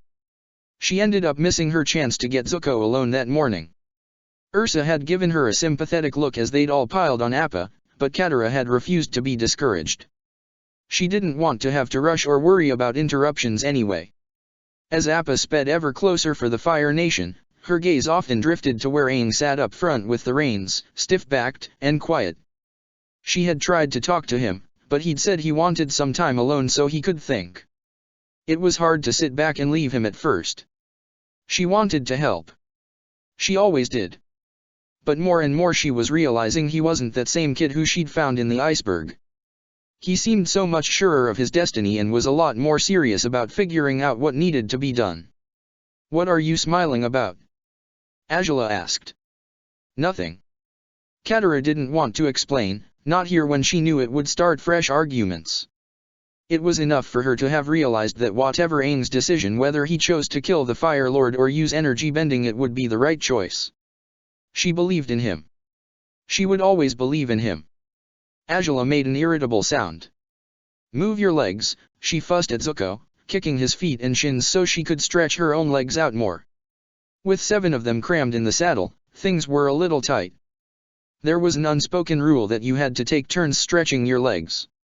Zuko, however, was not in the mood to follow the rule, or maybe he just didn't like Azula's attitude. A squabble broke out. A very petty, cranky squabble. Katara had not expected it from either of them.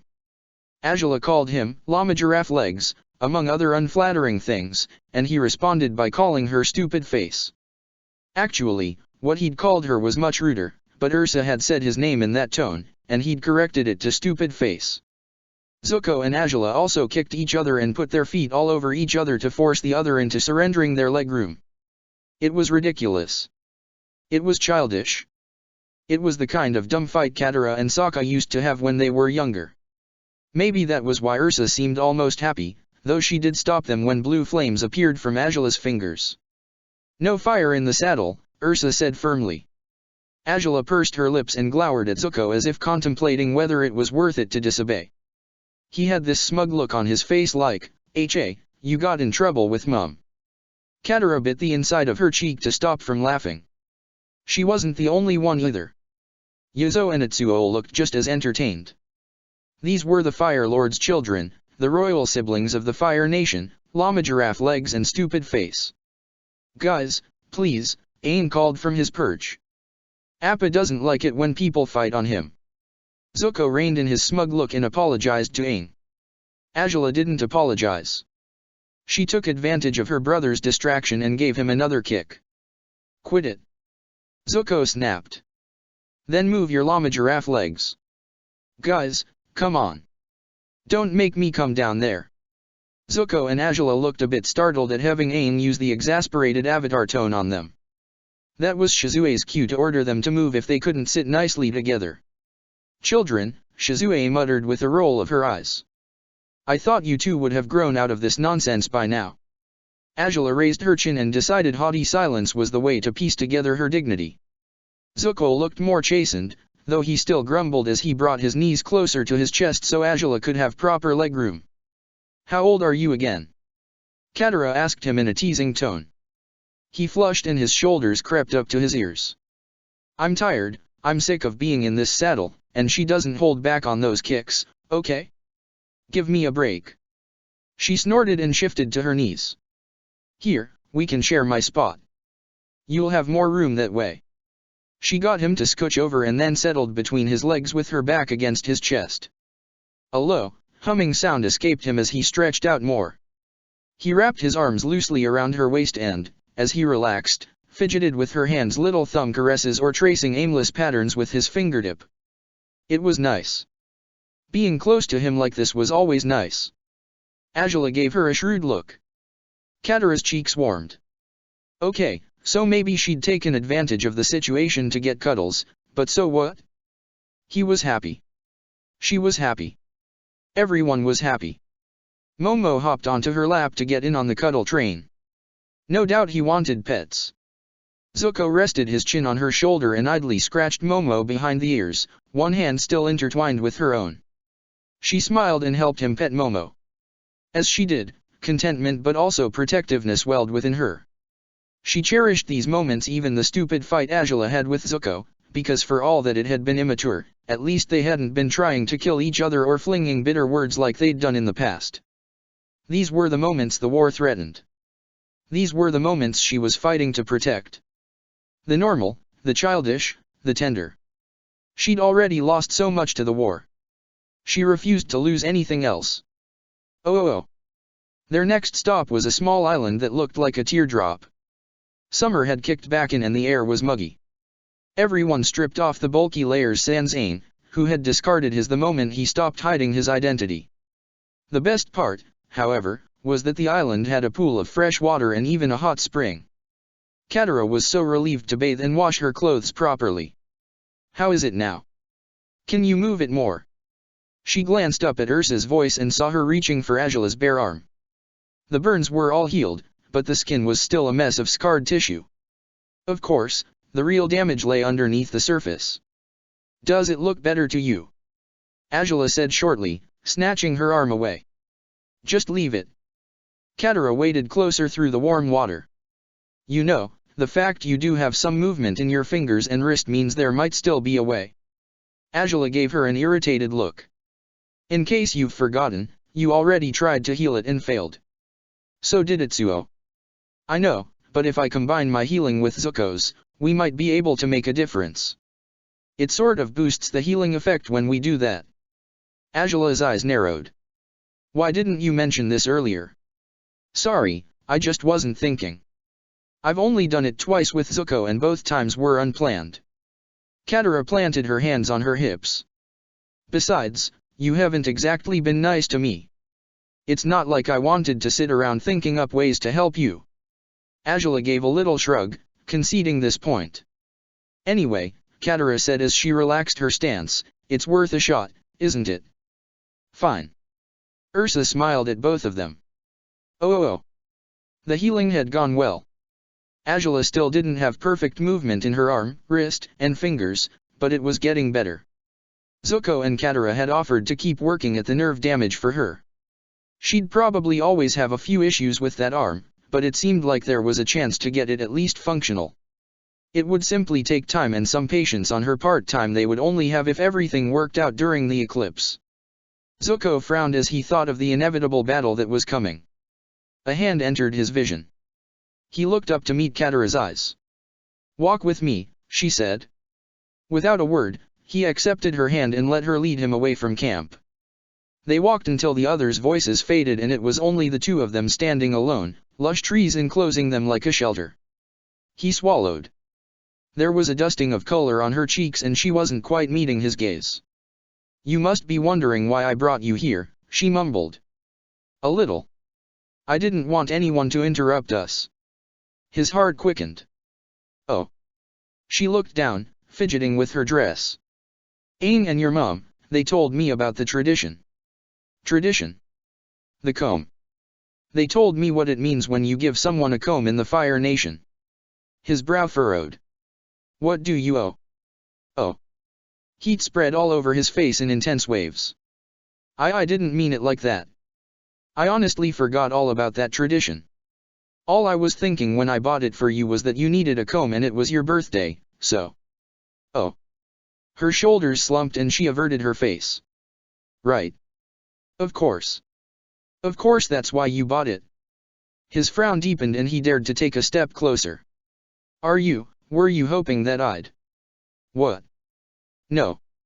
Her blush was vibrant and she waved her hand at him in a dismissive gesture. Of course not. I was just confused and wanted to check why. I wanted to.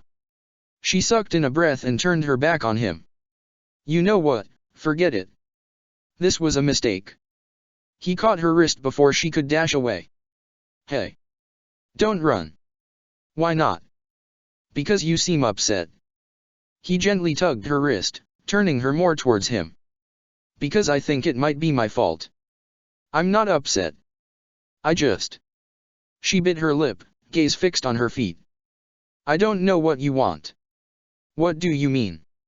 You say and do all these things that make me really happy, like telling me you want me by your side, but I don't know what it means. I don't know what you want from me.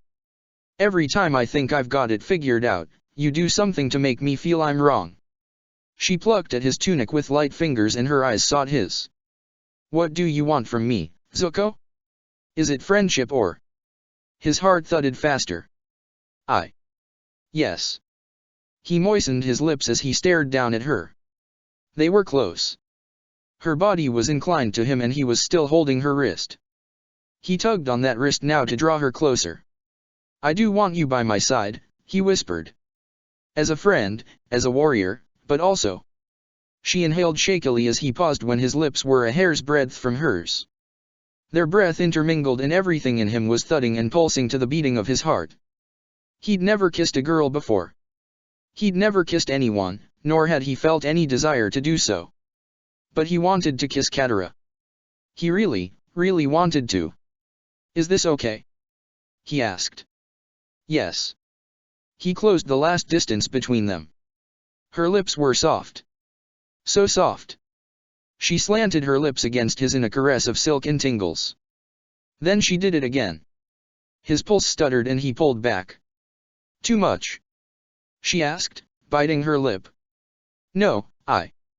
Warmth crept across his cheeks. I just. What? He let go of her wrist and rubbed the base of his neck. I don't really know how to do this. I mean, I've never actually. Zuko, was that your first kiss? His face got hotter and he nodded. You don't need to be so embarrassed. She smiled and brushed a lock of hair from his eyes. It's not like I'm an expert at kissing. We can figure it out together. His entire body warmed at the thought. Together. She wanted that. She wanted him. Okay, he whispered. They kissed again. It was a sweet, lingering kiss, but even then his heart pounded and pounded and pounded. By the time they broke apart, his hands were on her waist and his cheeks were flushed. We should head back, she murmured, unlinking her arms from around his neck. You're right. He stepped back from her and they walked side by side, hands brushing until he dared to just hold her hand. Their eyes met and he smiled shyly. The way her lips curved in response sent a fresh stirring of flutters all through him. Yeah, he would always want this girl at his side. Chapter 13, Countdown. They arrived at the base camp to find it was in full operation. The Water Tribe warriors had gathered, the Earth Kingdom soldiers had gathered, many of the White Lotus had gathered, and even a few people Aang and the others had met during their travels had come, including an Earth Kingdom machinist. Sokka and the guy were basically joined at the hip these days, though he peeled himself away from the inventions to get in on the welcome back hugs.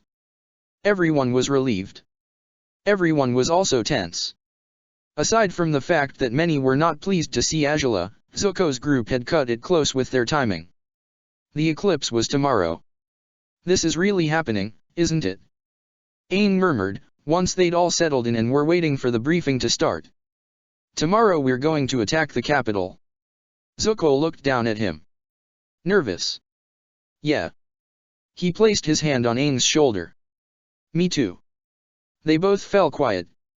I know what everyone's going to say in the meeting, Aang murmured, lowering his gaze.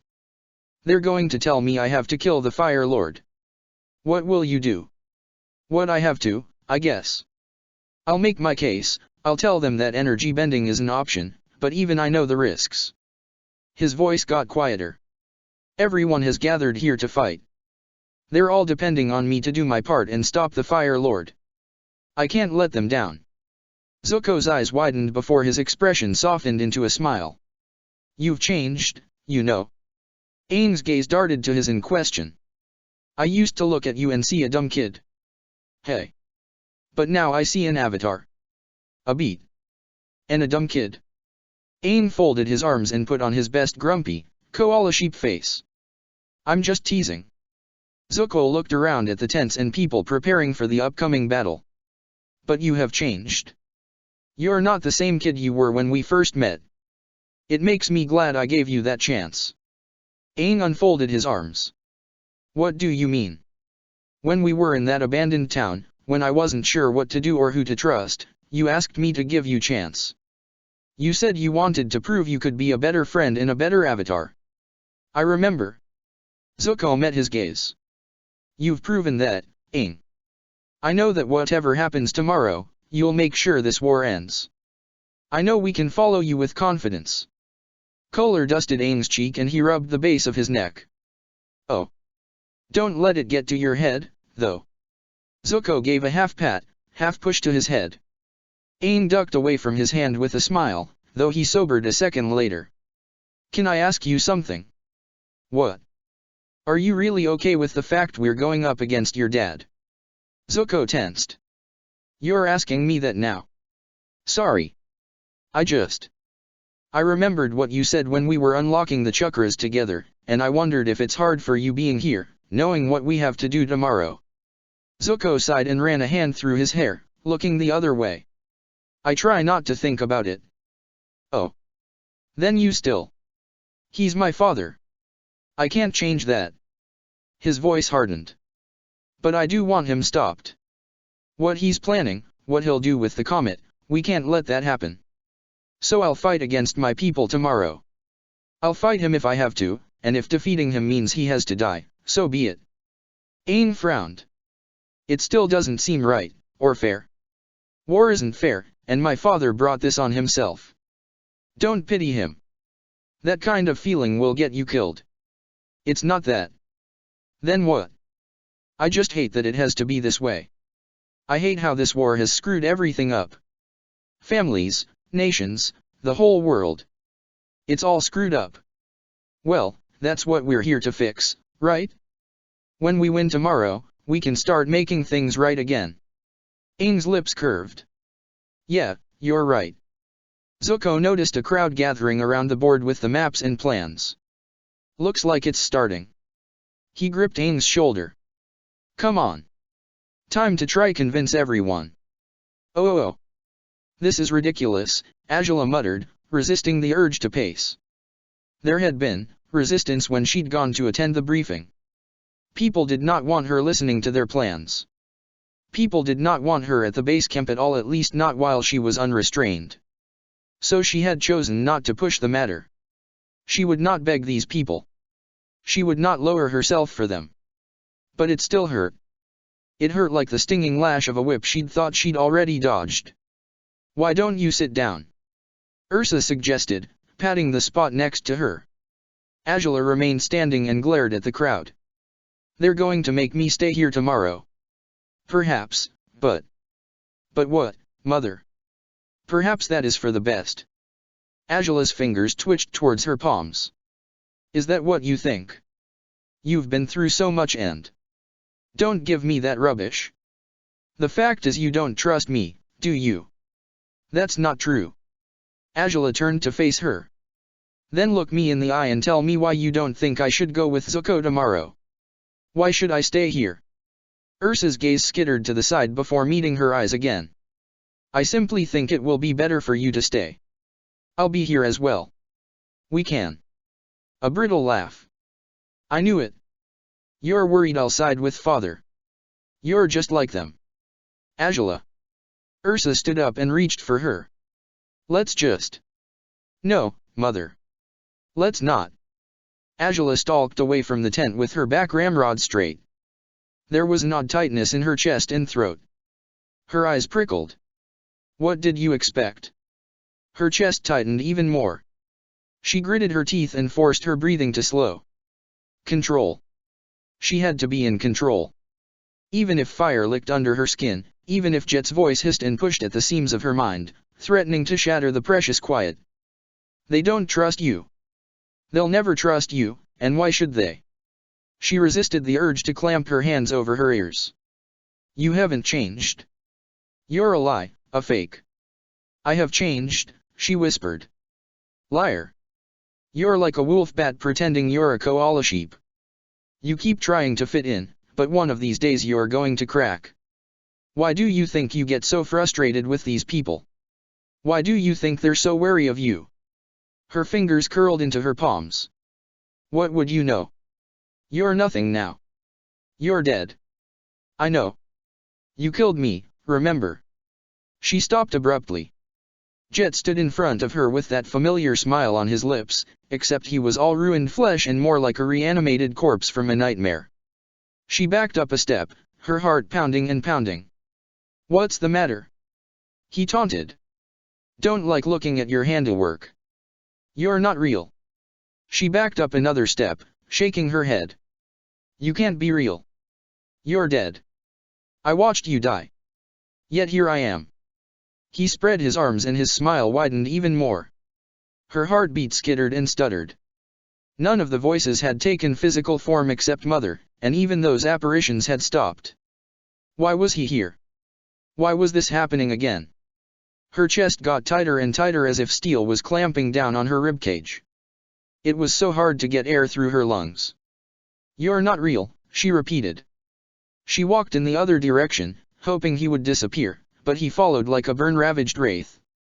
He hissed taunts in her ear about how she was wasting her time in this place.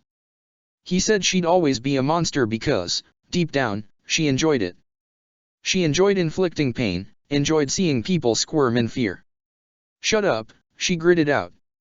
Just accept it. He blocked her path and met her eyes. I know you. We're the same, and people like us can never fit in with people like them. You're wrong. I'm not like that anymore. Even Zuko thinks I've changed.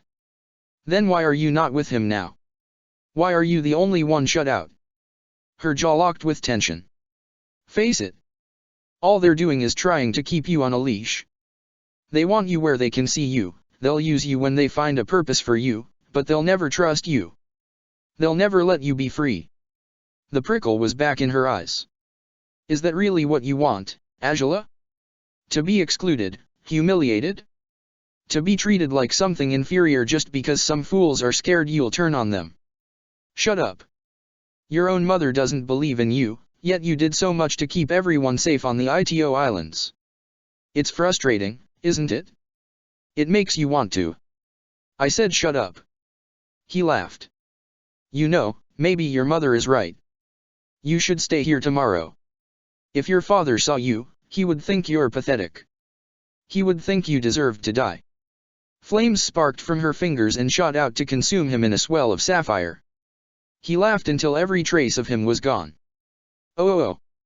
That night, everyone gathered in their own groups.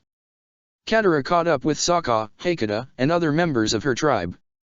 Ty Lee and Aang were busy teaching each other games and practicing airbending while Toph, Mai, and Suki sat nearby and chatted in their own circle. As for Zuko, he spent his time with his family in Shizue. Azula seemed oddly withdrawn, but then he supposed she had always been closer to their father than him. This was probably difficult for her. Or maybe she was frustrated because everyone wanted her to stay behind tomorrow. He knew it would frustrate him. Iroh steered the conversation towards matters of royal succession. He believed that Zuko should be the one to take the throne. Zuko thought his uncle was joking. He protested a lot once he realized this wasn't the case. It has to be you, Iroh said, placing a hand on his shoulder. The people are already used to the idea of you being the crown prince. Banished prince, Zuko pointed out. Besides, the crown is rightfully yours. Father was the one who took it from you. Iroh was not persuaded. The debate was lost when Ursa and Shizue sided with him. They didn't seem to think it mattered that Zuko was only 16 and had spent the past 3 years banished from the Fire Nation. They didn't seem to understand the thought of becoming Fire Lord made his pulse race and his gut wriggle and churn as if butterfly snakes had taken up residence inside. He half hoped that Azula would step in to support him, but she simply watched with an unreadable expression. "You won't have to do this alone, Zuko," Ursa said with a reassuring smile. "We'll be there with you." That was a small comfort. Iroh suggested they could think about making Ursa regent until Zuko came of proper age if needed, but the important thing was that Zuko should be the one to assume the throne. He was the best equipped to heal the nation, or so they believed. "But I'm a fire healer," he murmured. "Won't that complicate things?" "That is why it has to be you," Ursa said. "This is a chance to make things right, not just for the Fire Nation but also for fire healers." He frowned at his hands. Oh. You really don't want to be Fire Lord, do you?" Azula observed once she and Zuko were alone. "No," he admitted. A soft laugh. "Typical. You know, I always thought I deserved to be the heir more than you. You were never a great tactician, you did poorly in your studies, and you're way too impulsive and emotional. You realize this isn't helping at all?" Her gaze met his. "You'll probably keep making mistakes as well if you become Fire Lord. Still not helping. But people follow you, Zuko. They follow you because they want to, not because you've intimidated them into submission. Uncle sees that too. So does Mother and Shizue. That's why they say it has to be you. That's why it should be you." His eyes widened. "You really think that?" "Well, it can't be me." Her tone took on a bitter edge. "I'm too much like Father, it seems." He frowned. She brushed past him and started to walk away. "Hey, Azula." "What?" Is everything okay?" "Why would you think it isn't?" "Because you seem kind of upset." She tensed and her expression became as hard as steel, but there was a flicker of vulnerability in her eyes as well. "You can tell me," he prompted gently. "Whatever it is." Her mouth twisted and she tried to deflect the conversation in her usual sharp way, but something in him whispered not to let this one go. He asked her again to tell him what was going on. With further prodding, he got the truth out of her. She said their mum didn't trust her not to betray them. Pretty much everyone in this camp wanted to lock her away. It seemed like it didn't matter what she did or how much she tried to change, because people were always going to be wary of her. "Give it time," he said. "People didn't warm to me straight away either." "How much time?" "I don't know."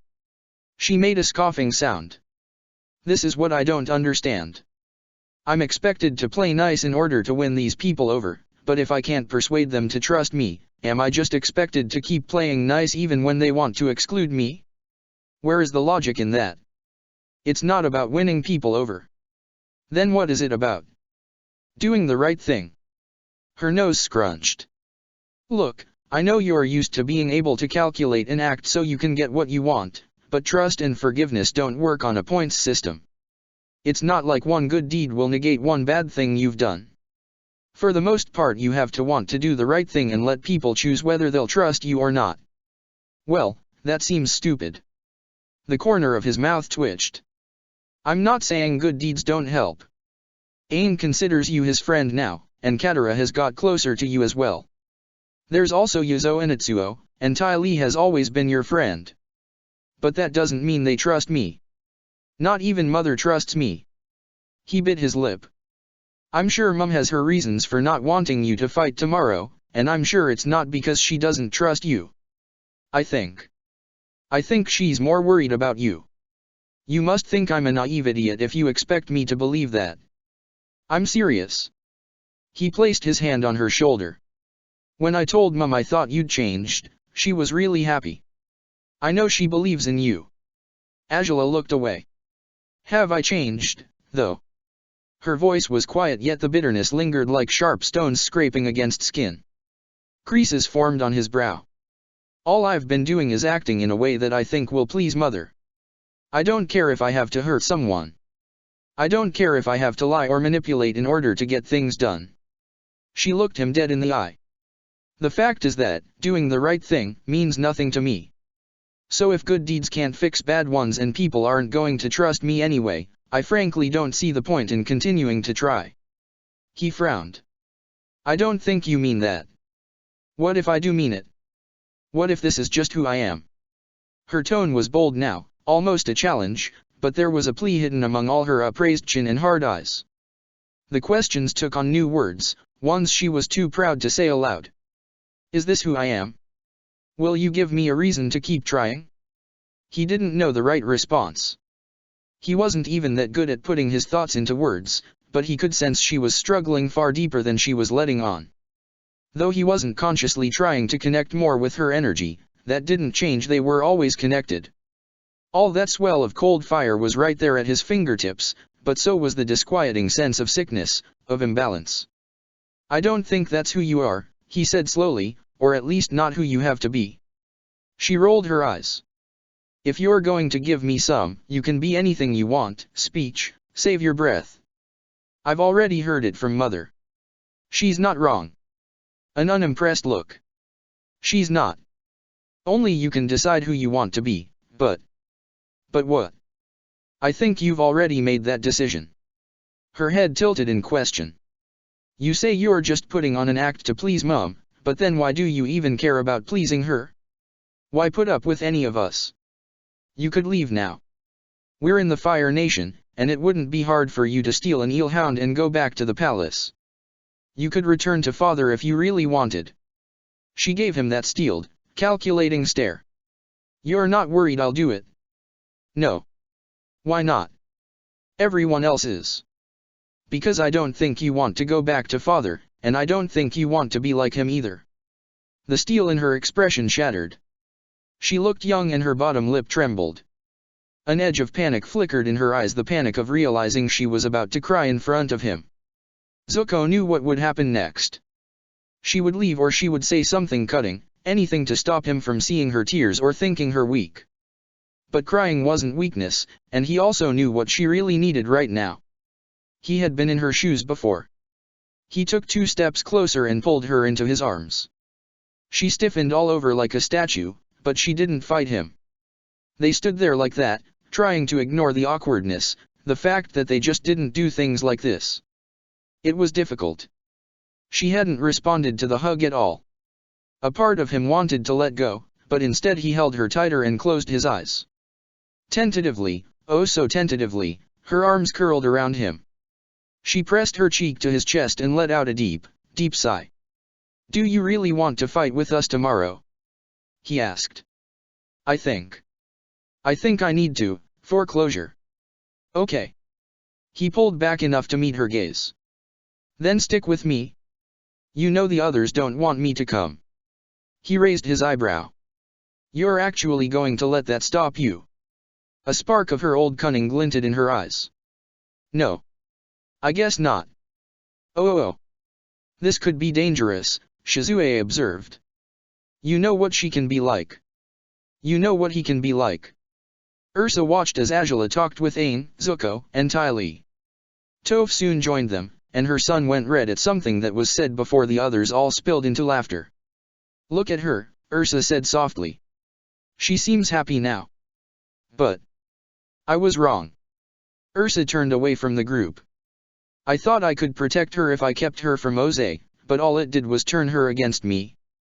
Better for her to be mad at you for a while than to risk her being pulled under Oze's influence again. Tomorrow's battle is critical. We can't risk any problems. No, I don't want to make the same mistakes. I failed her once. I won't do it again. Her voice took on a pained tone. She felt I didn't trust her, Shizue. She looked at me as if I'd taken her heart and stomped on it. Like I said, she would have got over it. Ursa shook her head. No matter how good my intentions, keeping her here would have only driven her back to her old ways. We need to believe in her. We need to believe she can make the right decisions even if she's tempted not to. A sigh. I still don't think this is a good idea. I know you don't, just as I know you're not the only one, but look how far she's come. Her gaze drifted back to Angela, who was leaning close to Ty Lee to say something in her ear. The two girls shared a smile. Seeing her like this is everything I ever wanted for her. Silence settled between them. Will you still stay here tomorrow? Shizue asked. I'll only be a liability if I go. Ursa gave a self-deprecating smile and gestured at her emaciated frame. I'm hardly battle-ready, and I was never much of a fighter anyway. Then I'll stay with you. But I already lost you for 3 years. Shizue took her hand and met her gaze. I would not be able to forgive myself if something happened to you again. Ursa's eyes widened before her expression softened. You know, things aren't like what they were. That pledge you made to serve and protect me, I don't expect you to keep it. I would not stop you if you wished to go your own way. You deserve to live your life as you please. My Lady Ursa, all I wish is to stay by your side. Ursa's heart warmed and she gently squeezed Shizue's hand. Very well, if that is what you wish. It is. Oh. Katara snuck into Zuko's bed that night. He blushed and stuttered upon sight of her, but all she wanted was to cuddle. She complained that she couldn't sleep, couldn't stop thinking about the battle. She wanted him to distract her. They talked in whispers under the cover of his blanket. They talked until there were no words left except the ones that neither of them really wanted to say. I'm scared. What if something goes wrong during the battle? I don't want to lose you. Her hand found his. I'll have your back tomorrow, okay? And I'll have yours. She touched his cheek, fingers skimming to find his lips. The kiss was a little more desperate this time, a little more needy. His heart pounded and pounded as their lips slanted and parted. Breath was exchanged. It sent tingles all the way to his toes and made his blood hum.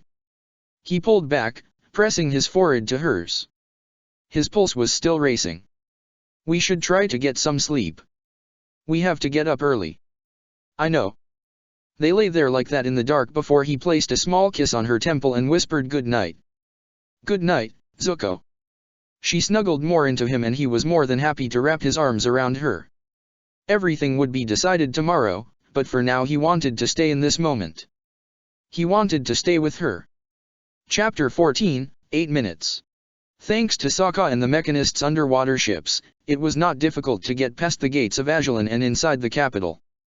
The city rallied its defense faster than anticipated.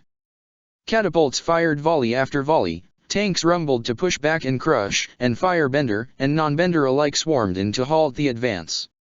But the invasion plan was not so easily derailed. Toph stepped forward, a tiny figure in green surrounded by hulking, enemy tanks. She smiled and cracked her knuckles. My turn. Metal screeched as it was wrenched apart. Soldiers and bits of tank went flying. Anytime flames got too close to her body, a rock wall sprouted up, courtesy of the Earth King's earthbenders who followed at her rear on cleanup and shielding duty. Suki was also there, fans flashing as she fought off soldiers and helped to clear a path. They weren't kidding when they said you're like a one-girl army, Suki observed, pressing closer to Toph. I'm impressed. You ain't seen nothing yet, fangirl. Oh. Toph bared her teeth in a wicked grin. Try to keep up. She charged forward, seismic sense rippling out from every step to paint the world, every tank, every firebender, every foe that needed to be taken down. Her lips curved more. No way was she going to hesitate this time. She wasn't afraid anymore, and she knew exactly what she had to do. All of these punks were going down. Oh. Stop those catapults. Hakata's cry carried to Ty Lee, who balanced on Appa's back next to Tomoki and Z. Get us closer, she called over her shoulder. Sokka tightened his grip on the reins. All right, big guy, let's do this. Appa rumbled and sped for the war contraptions, swerving back and forth to avoid the fire streams and projectiles that the three couldn't block with their bending. Once they were close enough, Ty Lee thrust her hands forward in a massive blast of air. Soldiers screamed and were thrown back as the catapult came apart, caving in on itself in a heap of wood and metal. Feels good not to be on the receiving end of that, Tomoki said, wincing in sympathy for his fellow countrymen. I do not miss those days of chasing the Avatar. Focus, Z scolded, crafting a fresh fire shield. This fight isn't over yet. Yes, sir. Ty Lee's eyes narrowed and she shot off another air blast, knocking over a whole line of soldiers on the upper wall as if a giant, invisible wing had swooped down and scooped them off their feet. A second gust took care of the catapult. How many left? She demanded. 6. Sokka responded. Then let's hurry. Her expression shifted into a cheerful smile. There's a really nice custard bun shop not far from here, and I've been craving one for days. Ah. Tomoki blinked and exchanged a glance with Sokka and Z. Is she serious? Z and Sokka slapped their palms to their foreheads. Hey, the catapults. Ty Lee pointed to the wall. Let's go, let's go. Sokka adjusted his grip on the reins. You heard her, Appa. Let's go. Oh. Sharpened metal rimmed Mai's knuckles as she dashed down the streets of her home. One of the home guard lunged at her, fire trailing from her fist. Mai ducked and let the knives fly. There was a rapid thunk, thunk, thunk, a choked cry, and the woman was pinned. Without pausing, Mai kept running and drew closer to where Iroh, Hakata, and a few other Water Tribe warriors were fighting. What's taking so long? She demanded once they got a breather. Shouldn't the signal have been given by now? Iroh frowned.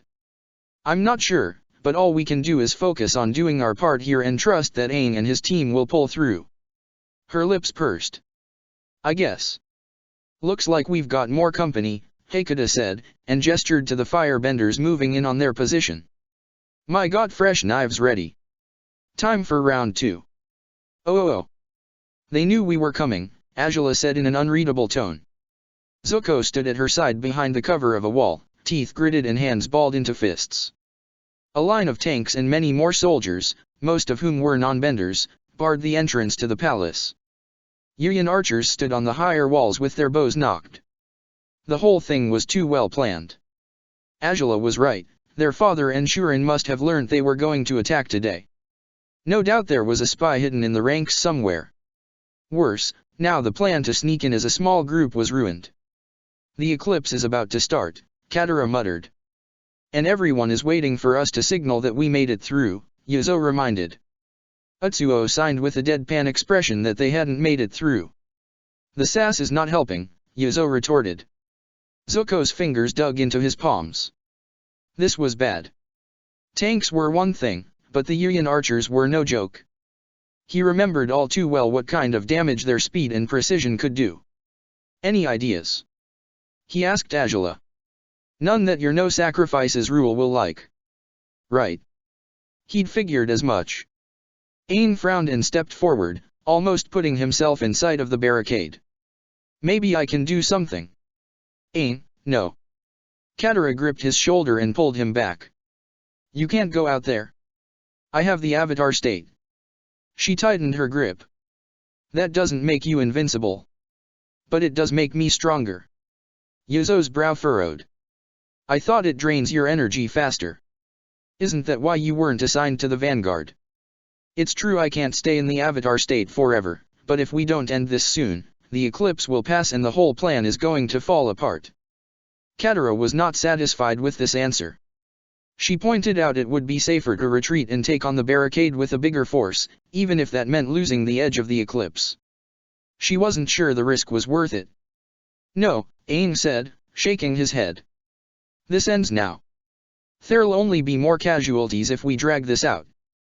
But, Katara, you've always looked out for me. He gently removed her hand from his shoulder. But now it's my turn to look out for all of you. Trust me, okay? I can do this. I do trust you, Aang. It's just. Worry colored her eyes. You're still just one kid. You're right, I am one kid. But I'm also the Avatar, and right now I have a job to do. She bit her lip as if she wanted to argue more but knew she had to respect his choice. We'll back you up as much as we can, Zuko said, meeting Aang's gaze. Just be careful of those archers. Don't worry, I don't plan on letting them shoot me again. Aang's tattoos and eyes began to glow a bright white. Power rippled from him like invisible waves of energy. He bent the earth to encase him head to foot in rock and stepped out from behind the wall. Shouts started.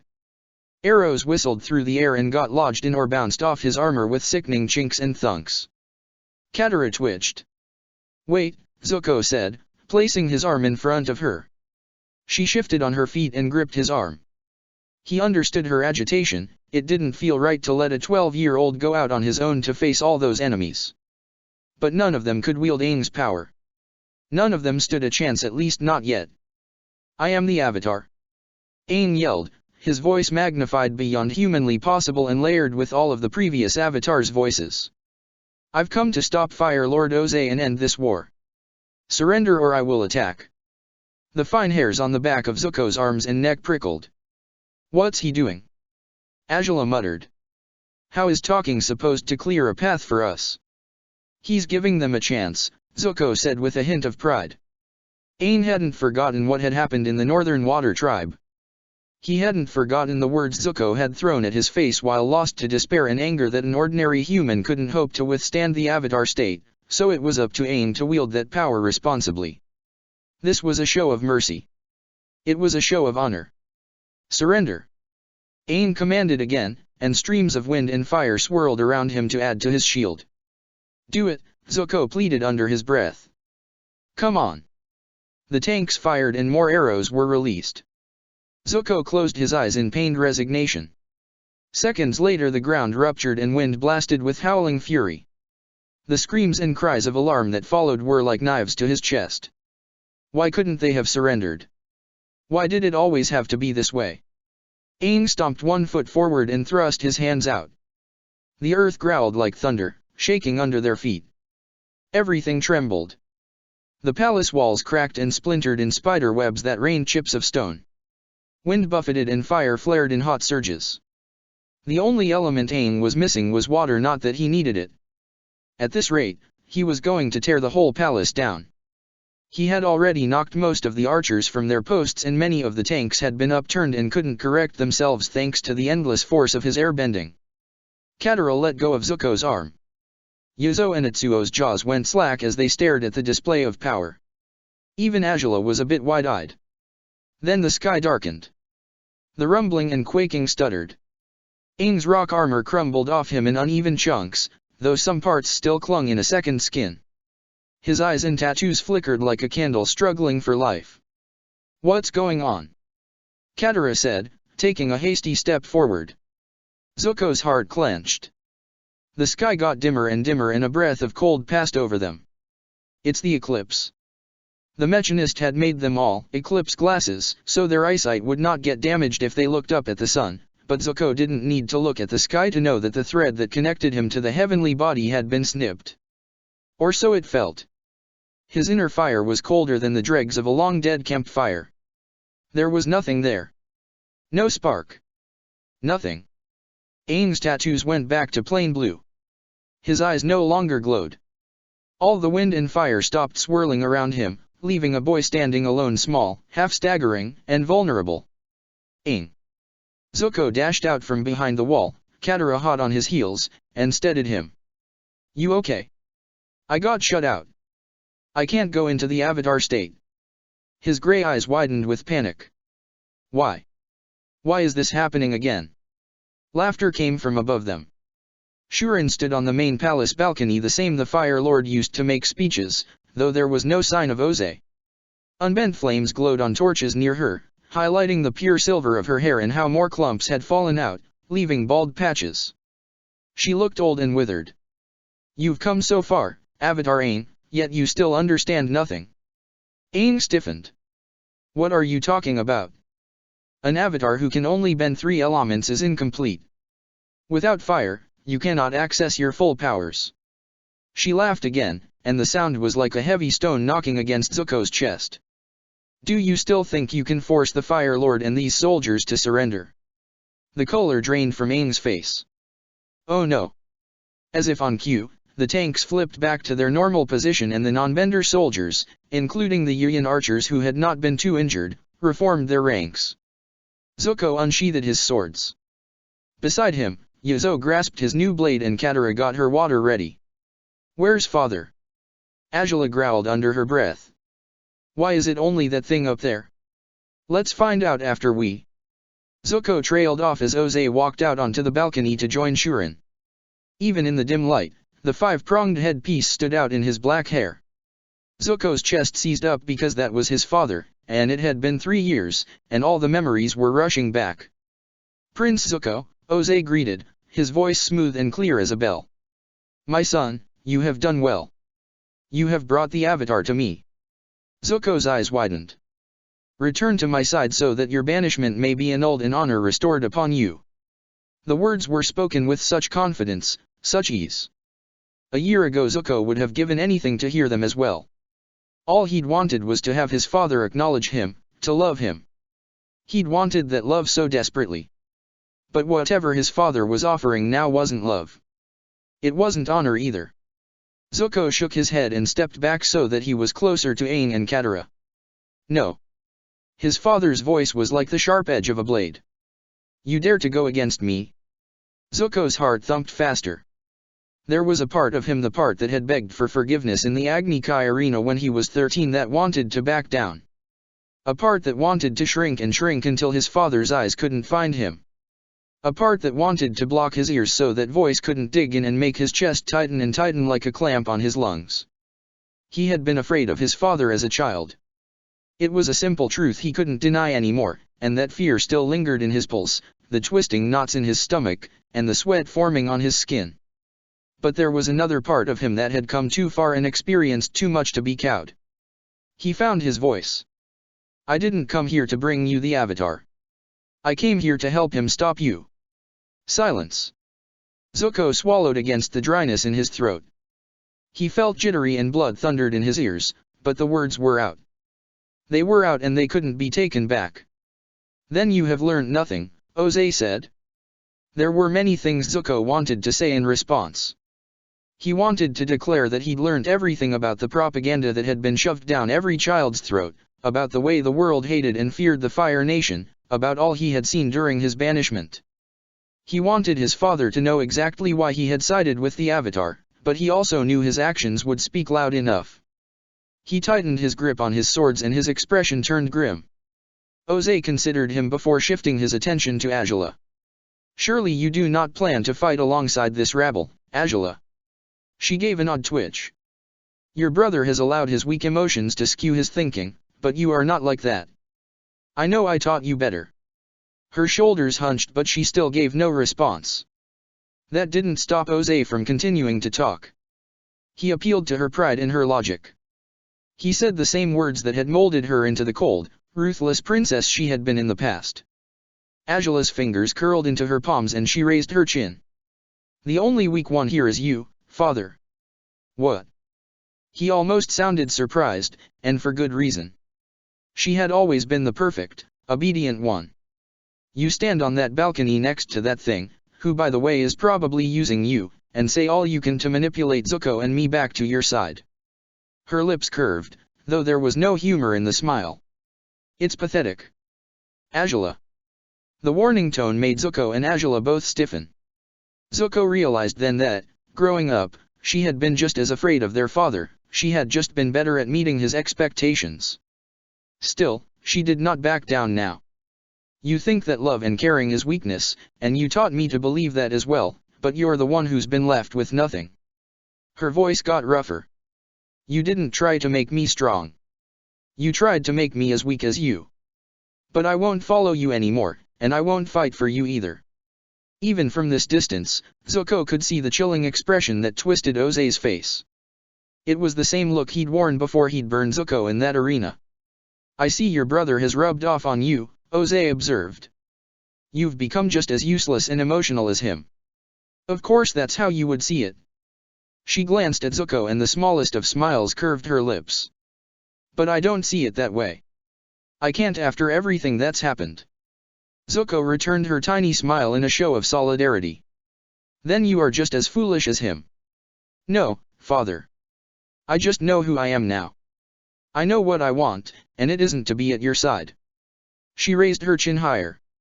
Your strength isn't strength. I know that for certain now, and that's why you are going to lose today. You can't even trust the person at your side.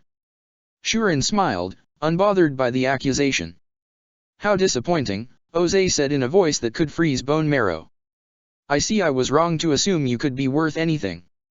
Angela gave that odd twitch again but didn't say anything. The eclipse is almost over, Katara murmured. They're probably going to attack as soon as the sun comes back. That did seem likely. No doubt it had been Shuren and the Fire Lord's plan to buy time with conversation. Even so, Zuko and the others didn't need the eclipse to bring their enemies down. Defeating the Fire Lord during the eclipse was mainly for the rest of the invasion force's benefit. The sooner they ended things here, the sooner they could force the city to surrender. Except Oze had other plans. He turned his back on them. I want Prince Zuko alive. Kill the spares. Spares. Angela clenched her hands. You're calling me a spare now. He didn't pause as he passed out of view and went inside the palace. Angela made a low sound in her throat, almost a growl. That was the cue to attack. Aang raised shields of rock to block arrows and pushed a line of non-benders back with a quick, sweeping gust of wind. Zuko and Atsuo stuck close to Katara as she moved to take out a tank by freezing and damaging the cooling system. Meanwhile, Yuzo and Angela fought hand-to-hand but otherwise remained near Aang. Both had always known they would be weaker during the eclipse, but their reasons for being on the infiltration team were personal. Still, not all of the Fire Nation soldiers had chosen to attack. Some hesitated, exchanging glances, and looking towards Zuko and Angela. Hope flickered in Zuko's chest. If they were already beginning to doubt. Join us. He yelled. You don't have to follow him anymore. We can stop this war here and now. We can end it all. More hesitation. Angela spoke to their sense of self-preservation by reminding them that once the fire turned back on, they stood no chance. They had already got a glimpse of the Avatar's power. How do we know you won't turn on us?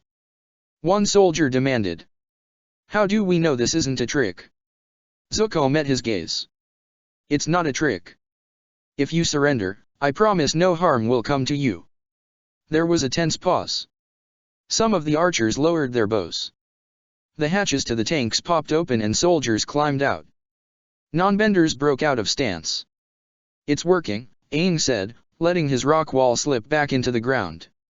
The fighting stopped and the two groups faced each other.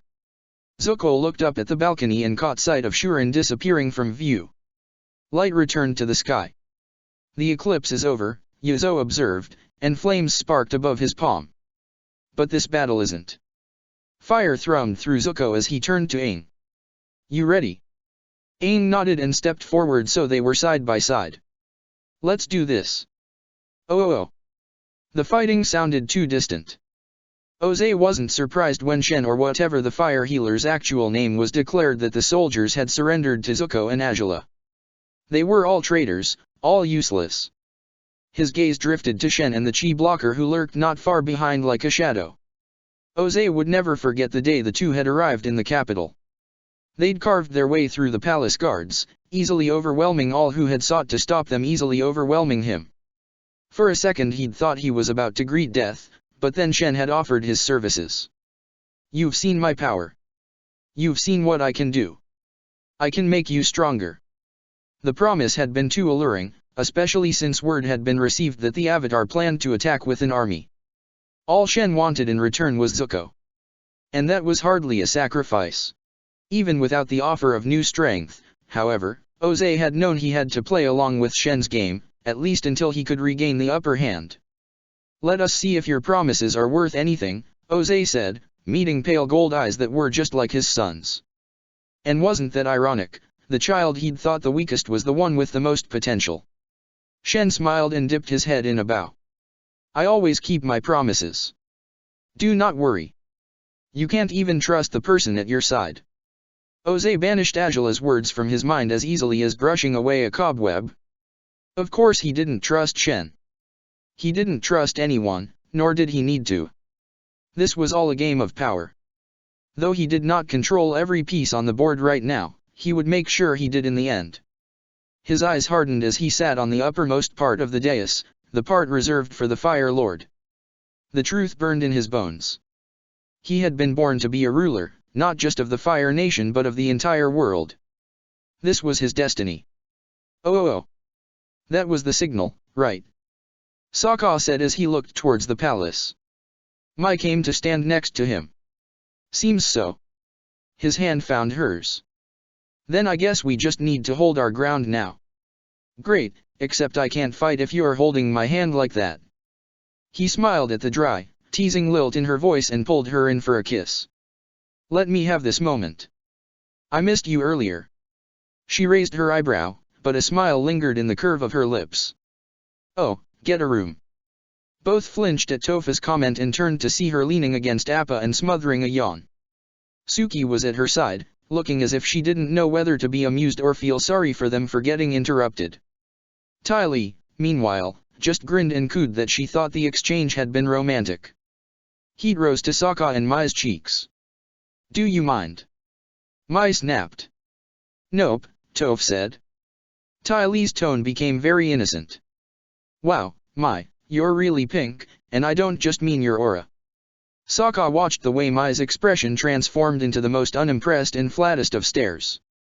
He wondered how Ty Lee had survived this long. It was clear she had no sense of self-preservation.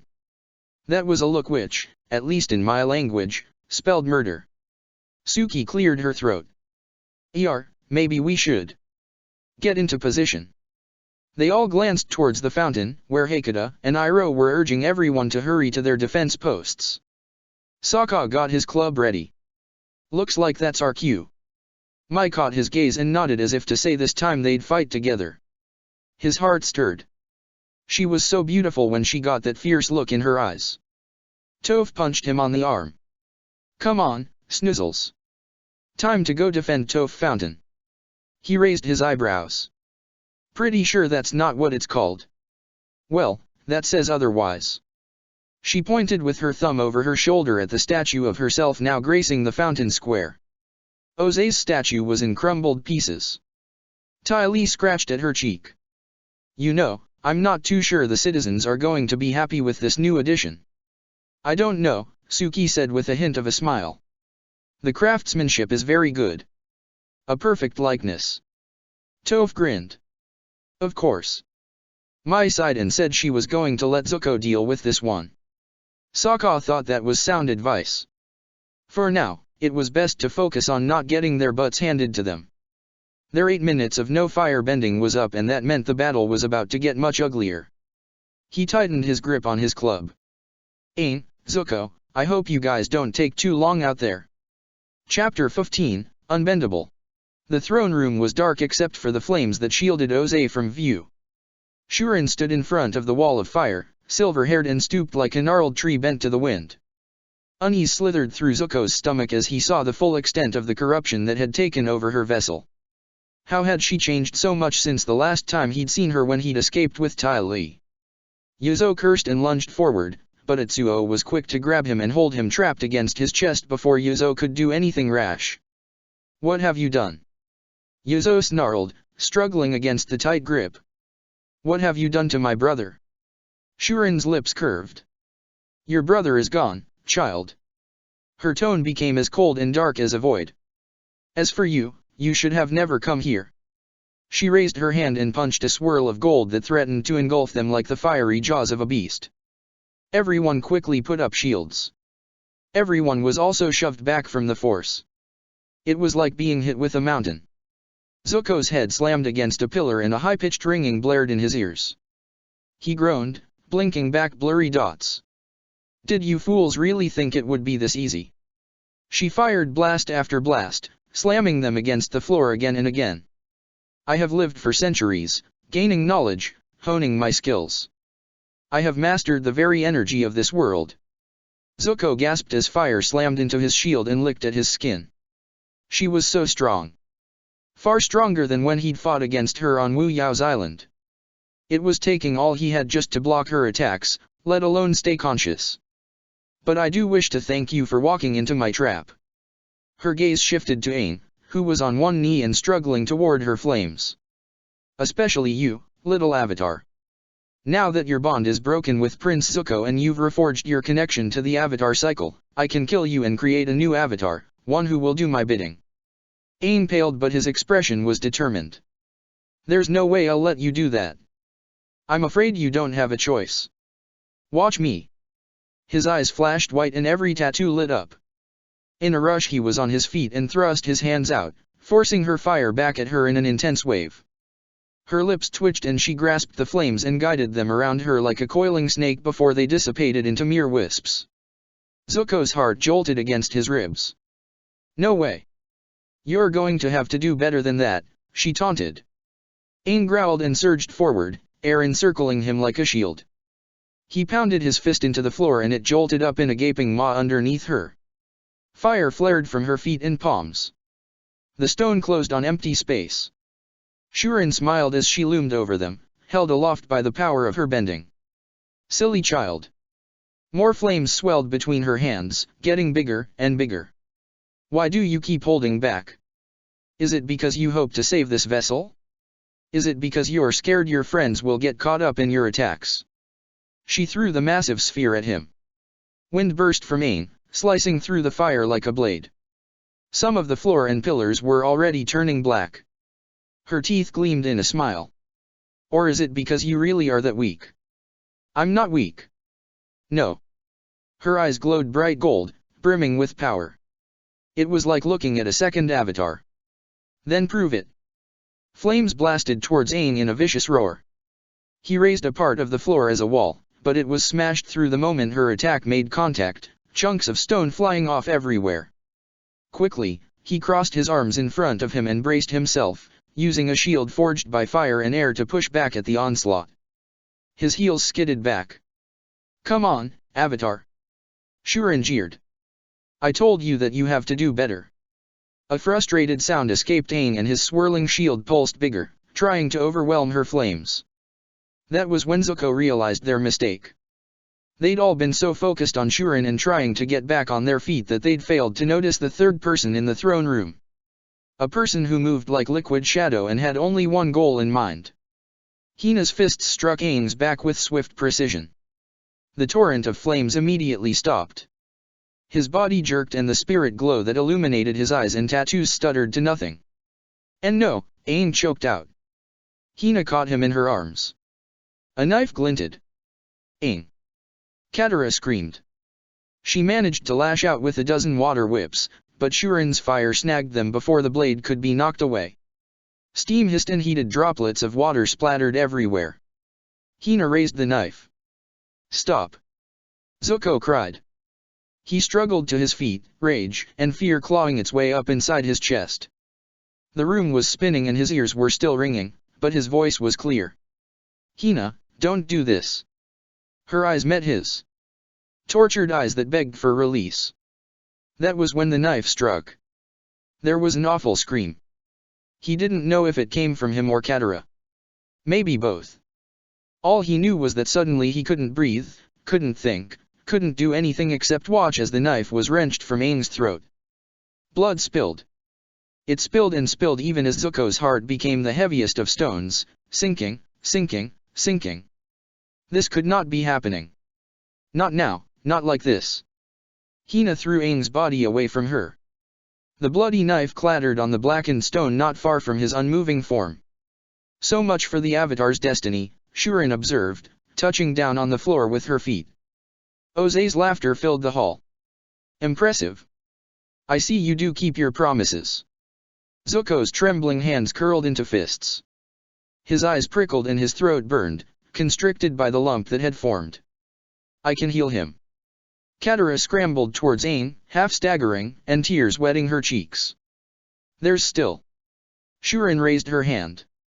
I think not. A fusion of blue, orange, and gold flames blocked the attack that would have sent Katara flying.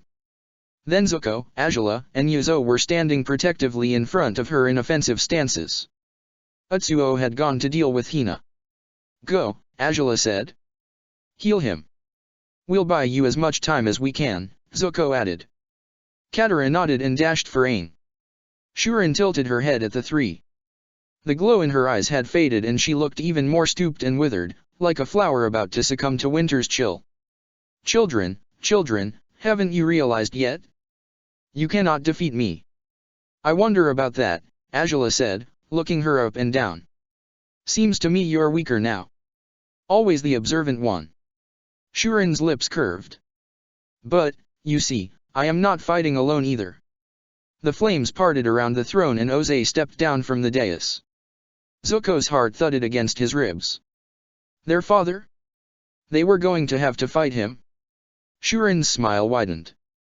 I do prefer to keep things within the family, don't you? Yuzo glared at her, but Zuko and Angela could only stare, tight-lipped and grim, as their father drew closer. This was supposed to be Aang's destiny. This was never supposed to have fallen on them. Angela, Zuko murmured. What? He let out a breath. Thanks for sticking with me. Her eyes met his and he wondered if she would tell him off for being sentimental, but all she did was nod. Then the fight began. Oh. Ursa froze. Something is wrong. What do you mean? Shizue walked over, Momo perched on her shoulder. I can sense it. A terrible disturbance. Shizue sat next to her and clasped her hands. Perhaps it's nothing. Perhaps. No. Ursa pulled her hands free and stood up. The Avatar is in danger. I know it, and I fear my children are as well. Shizue's expression turned grim. What do you wish to do? There's nothing I can do. That was the worst part. The boats had gone, the bison was gone. Even if she had chosen to go with the others to the capital, she would have only been a hindrance. Having a heightened sense of spirituality did not make her fit for battle. Shizue frowned, taking her time to speak. If it helps, I do not believe they will lose. I appreciate your faith, but you and I both know things don't always work out the way we want. Look at our own lives. Look at what has happened during the past 3 years. Yes. Ursa's shoulders hunched at the simple answer. But in all the time I've spent with your son and the Avatar, I have learned one thing. What's that? They can make the impossible possible. Hope fluttered in Ursa's chest. You believe in them that much? Don't you? She frowned and examined her feelings beyond the panic, beyond maternal worry, and a sense of calm came over her. A faint smile curved her lips. Shizue moved to stand at her side. Whatever you've sensed, Ursa, it's not over yet. Trust in that. You're right. Ursa's expression softened and she leaned up to scratch Momo behind the ears. Besides, they aren't alone. Exactly. Oh. There was too much blood. Katara blinked back tears and held glowing hands over the ugly wound, but so much had been damaged. The knife had gouged an artery. Normal water couldn't fix this. She wasn't sure if there was a way to fix this. Even if she sealed up everything, he'd lost far too much blood. Zuko. Fresh tears spilled down her cheeks. Zuko, you have to. She trailed off as she looked up and saw flames burst and collide in explosions of heat. Zuko moved to stand back to back with Angela and the two worked in tandem to fight Oze and Shuren. Yuzo was on the ground, groaning and obviously injured. Atsuo was still struggling with Hina. There was no one who could help. If anything, they were all counting on her. Aang was counting on her. Katara gritted her teeth. She had always found a way to protect the people she cared about when they needed it most.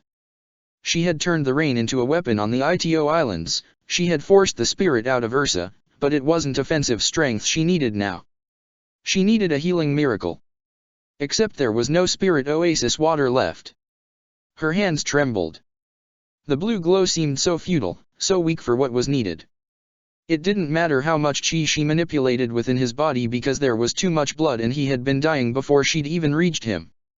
Aang, she whispered hoarsely. Please hold on. I'll figure this out. I'll. Her eyes widened as she stared at the blood that stained his front, as she felt the slowed blood in his veins and how it clogged up spaces where it shouldn't. Could she? What if? A shaky breath escaped her lips. His blood called to her just as much as water. Bending blood had allowed her to take control of Ursa's body like a puppeteer, but it had also saved Bai once from internal bleeding. Could it help here? Her expression steeled. She removed one hand from his throat to guide her water back into the flask at her hip. There was no moon to boost her power, no guide to tell her what to do. But she was a master waterbender and she had never let such setbacks stop her in the past. She seized hold of the blood that had spilled out of him. It took a lot of concentration to sense the impurities and even more to purify everything before she could guide his blood back inside his veins. It was grueling work. She was conscious of the fight that continued on around her, the shouts, the blasts of fire, the muffled grunts of pain. Her heart thudded faster but she forced her breathing to remain steady. She had to focus. Come on, Aang. She sealed up the last of the damage in his throat, but of course his heart wasn't working. Katara concentrated her bending on the blood inside him and forced it to pump through the organ and spread through his veins. 1 beat, 2 beats, 3 beats. Come on. She gritted out. He wasn't responsive. How long had he been unconscious? Fear swelled within her like sticky claws, scraping her insides and scrabbling at her chest. It was a thick coating tarnishing her hope. Yet she didn't stop, didn't slow. She just kept pumping the blood through him and forcing his heart to beat. There was no way she was going to lose him. Oh. Zuko grunted as he blocked his father's attack and was shoved back several paces into Azula. She steadied him with a rough hand. Is it just me or is he way too strong? He muttered. It's not just you. Swiftly, Zuko swept into a low kick that fired a crescent of golden flames, and she leapt over him, spinning into a high kick that shot a circular rush of sapphire. Ozai dispersed both. A hiss of frustration escaped her, and Zuko gritted his teeth. This wasn't right. Their father had always been a powerful bender, but never like this. You look troubled, Ozai said with a hint of amusement. Zuko's brow creased. Shurin did something to you, didn't she? Shurin. That thing that calls itself Shen, Azula's pet. She's boosted your bending somehow. Ozai's eyes glinted. It was all the answer they got before he punched an intense blast of flames. The siblings combined their bending, gold and blue fusing to create a shield. Fire collided in a bone-deep boom of heat. Frantically, Zuko's gaze darted for Shurin. She had slunk away from the fight the first chance she'd got after taking out Yuzo. He spotted her near the throne. A faint glow shimmered around her, almost gossamer-like. Idiot, don't. Azula's words were cut off as their shield was overwhelmed and flames hit with the force of burning stone. They both went flying, landing in a groaning heap. She clutched her ankle and bit her lip. Her eyes screamed pain. Zuko's heart hammered against his ribs. This was bad. Yuzo was down for the count, Atsuo was trying to keep Hina pinned down, Katara was healing Aang, and now Azula was injured as well. Zuko wasn't sure he could take his father on his own. His gaze darted to Shurin and the shimmering light. He had that same power. He could make himself stronger right now if he wanted. Stronger than his father, stronger than Shurin. But it would mean drawing on the energy of those bonded to him. It would mean absorbing their strength like a parasite, maybe even killing them if he wasn't careful. Just the thought left him sick to his stomach. Ozai moved his arms in a rapid, circular motion and white-blue sparks crackled and took shape in a hair-raising hiss of energy. Zuko swallowed.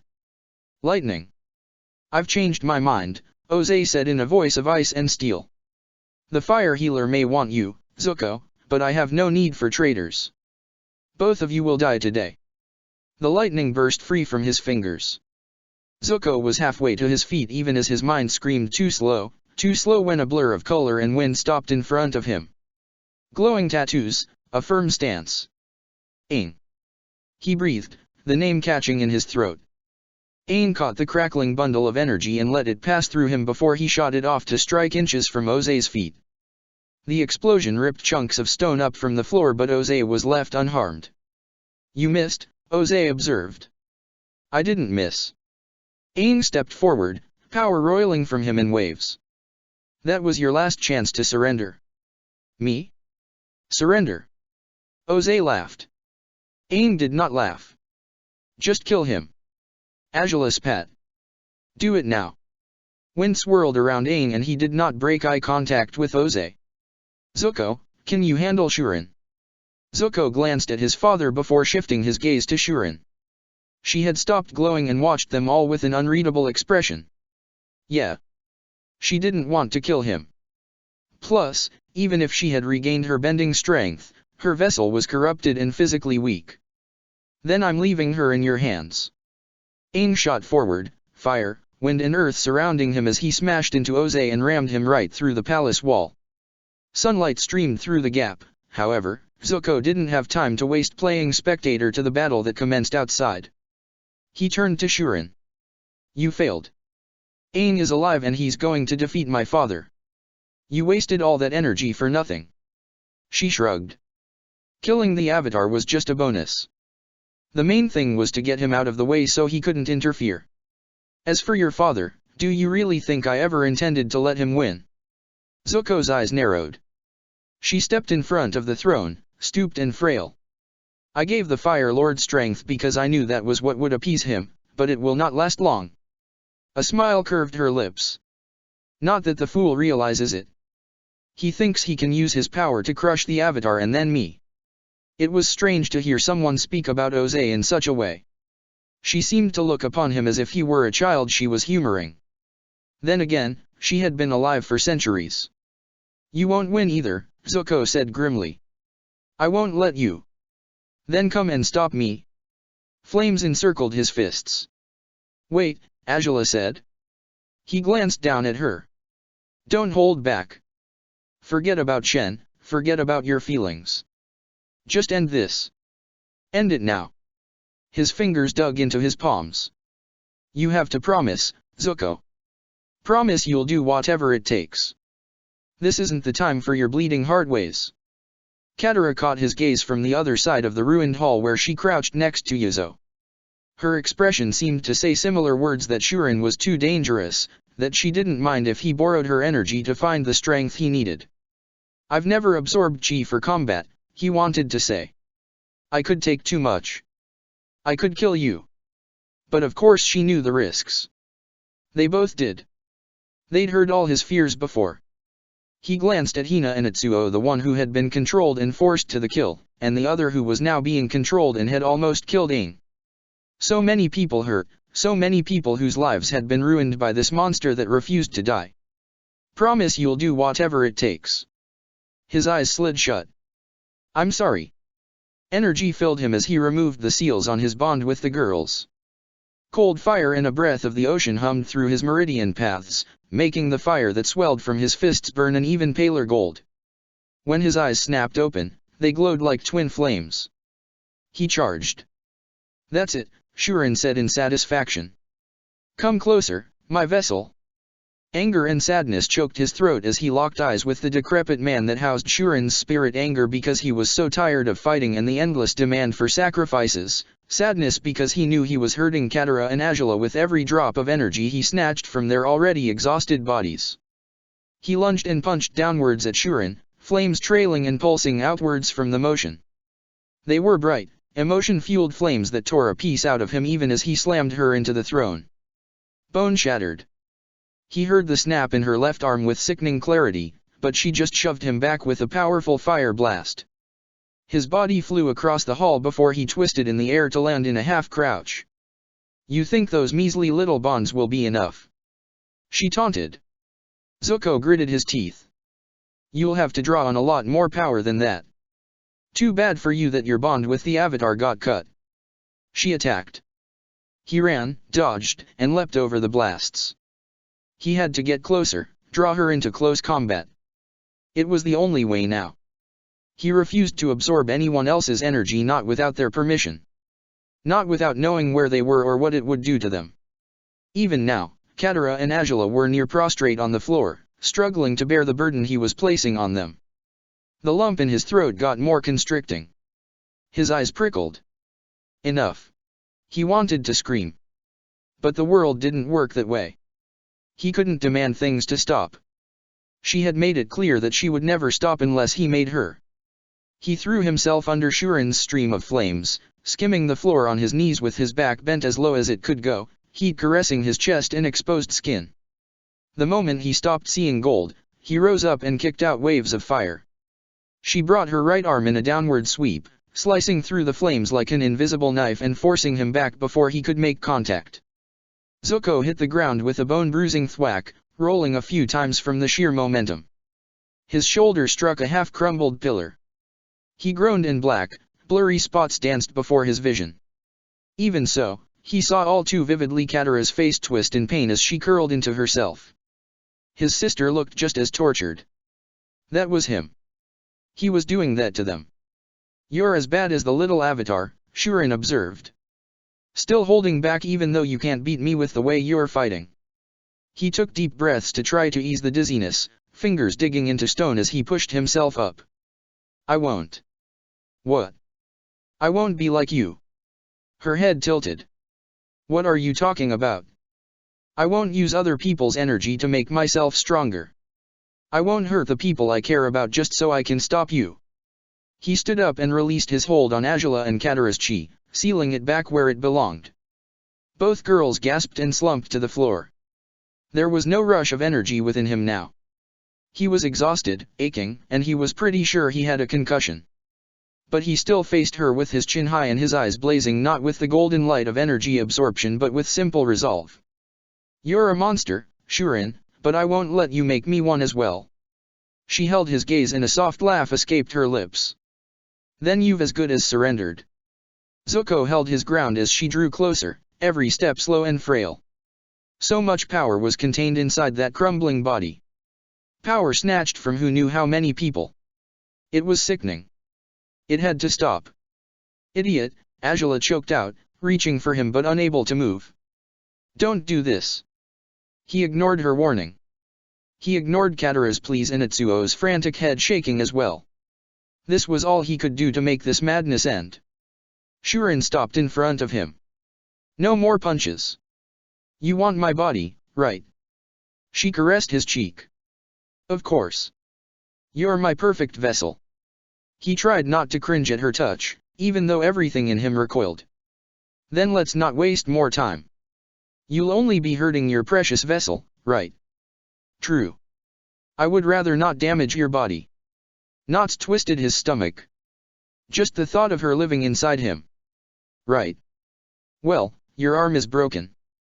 You can't do the stance properly now unless you expend more energy to heal it, but I can do it. His eyes hardened. I challenge you, Shuren. If you can bend my spirit to your will, you can have my body. Her lips curved. You're willing to offer yourself to me so easily. Who said it will be easy? A gleam entered her eyes. You did resist me once, but do you think you can do it again? Yes. He had not forgotten the Guardian's words on the beach. To bend another's energy, your own spirit must be unbendable. Zuko's will was stronger than his bending, stronger than anything he could use to fight against her. All he had to do was make sure he didn't bend for her. Well. He challenged. Do you accept? Of course. I had always planned for this. Without a word, he pressed his thumb to her forehead while his other hand came to rest over her heart. Mind and heart, mind and soul. Their energies linked. It was as intense as he remembered. Just like last time, the outside world and Shen also seemed to melt away. Silver, bald-patched hair streamed into silky black. The bland features became thinner, more feminine, shifting into that of a young woman who looked not much older than him. Flames glowed all around her, bright and powerful, and from the fire were threads of gold connecting to shadowy figures far more than the last time. The links seemed to go on and on. He looked over his shoulder and saw his own bonds, 5 in total, trailing from his fire and shadowed figures. But he didn't touch the links, nor would he. This was between him and her. Zuko met her void-like eyes. This is the end for you. She smiled. He let his energy roll out from him, pushing and pushing and pushing against every bit of resistance she threw back at him. She burned brighter and hotter than pyre flames and could consume just as easily, but he was a sun. A sun's light did not go out until it was ready. Her brow creased and her smile faltered. Zuko's expression remained grim as he burned his way through her defenses one by one. He poured everything that drove him, everything that sparked his fire, into the act, the love he felt for his mother, uncle, and sister. The love he felt for Katara, for Aang, and all the friends he had made, as well as the nation he was fighting to redeem and protect. He poured his will into her until she couldn't hold him back anymore. "How?" she said in shock. "How are you?" Cracks formed and a new energy slithered out, gentler, almost frail. "Shen." Zuko kept his thumb pressed hard against her forehead and his hand over her heart. She couldn't break free of him this time, for it was her mind and soul that he had locked into challenge. She had no choice but to defeat him or be consumed. "No," she hissed, struggling in earnest. "This isn't possible. You shouldn't be this powerful. I have forged more bonds than you." "I have." "That's your problem." He pushed harder until she winced, until her flames flickered and stuttered. "You think power only comes from the energy bonds. You've been using people for so long that you've forgotten." She bared her teeth in a snarl. "Forgotten what? What it means to be human. What drives us to keep going forward even when it seems futile." A scoffing laugh. "Now you're speaking nonsense. Then let me put it this way. I only have 5 energy bonds, but I would lay my life down for every one of those people. Can you say the same?" "Of course not. It is they who should lay down their lives for me. What other human has conquered death? What other human has mastered energy as I have? I was meant to change this world. To give fire healers the status and respect they deserve. That was my destiny." He shook his head. "It's true." Her energy pushed back at him a last, desperate attempt. "Only I can bring balance to this world. Only I can make things right. I was the one chosen by destiny." "You're wrong. This world doesn't need you or your warped ideas of balance. It doesn't want you either." Her expression twisted. "It's over, Shurin." Fear flickered in her eyes for the first time. He refused to pity her. She had lived long enough, and whatever had happened to her as a child was no excuse for the crimes she had committed. The fire surrounding her shrunk and shrunk until it was replaced by his golden flames. All the threads connecting to her and the shadowy figures frayed, snapping one by one. Then the figures vanished until she was standing alone, an ageless being that was more wraith than human. "My legacy will live on," she whispered. "You'll see." "No, it won't. I'll make sure it doesn't." Anger flared in her gaze, but it was only for a second. There was nothing left to hold her together.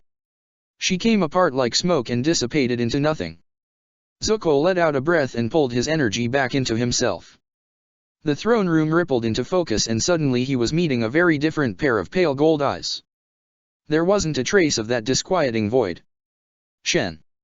Shen groaned and collapsed against Zuko's chest. "Shen!" Hina cried. She broke free from Mitsuo's slackened grasp and tore Shen away from Zuko, clasping his face and looking deep into his eyes. "You're okay. Please tell me you're okay. My arm is broken and I feel like death, but I'm okay." The faintest of smiles.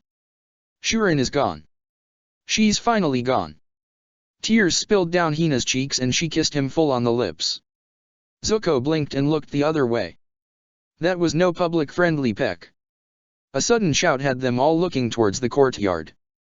"Aang," Katara breathed. "He's still fighting." Zuko helped Azula and Katara to their feet, taking on their weight as he placed his arms around them, and headed with them to the hole in the wall. There they saw Ozai trapped in rock, or at least his arms and legs. Aang stood over him with his eyes and tattoos still glowing. He'd drawn water from a nearby fountain and had sharpened it into a long blade. Many people had gathered in the courtyard: Fire Nation, Earth Kingdom, and Water Tribe. "Is this what you want?" Aang yelled in a hoarse voice, like he was trying not to cry. "Is this what you want from me?" No one said a word. The hush was so tangible that Zuko could hear his own breathing. "Well." Aang held the blade over Ozai's neck. "Is this the justice you need to be satisfied? Is it?" His shout was loud enough to shake buildings. There probably wasn't a person in the caldera who hadn't heard him, but still no one dared to speak. Aang threw the ice blade on the ground. "No, not like this." He pressed his thumb to Ozai's forehead and placed his other hand over the heart.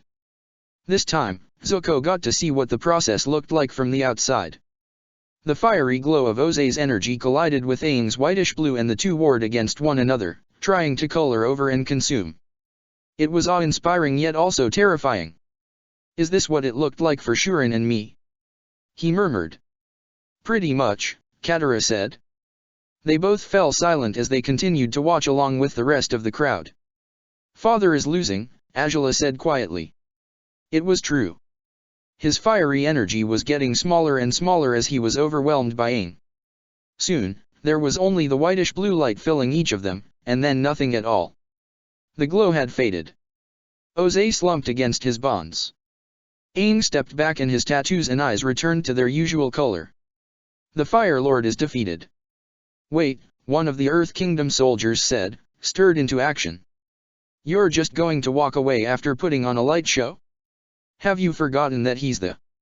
Enough blood has been spilled for this war. Aang looked the soldier square in the eyes. I've removed his bending. Let that be justice enough. He walked away without another glance. This time, no one stopped him. Chapter 16, Balance. The five-pronged, golden headpiece was heavy. Zuko resisted the urge to fidget with it. He would never be able to forget that he was wearing it, but then maybe that was the point. He was Fire Lord now. He was supposed to rule this nation.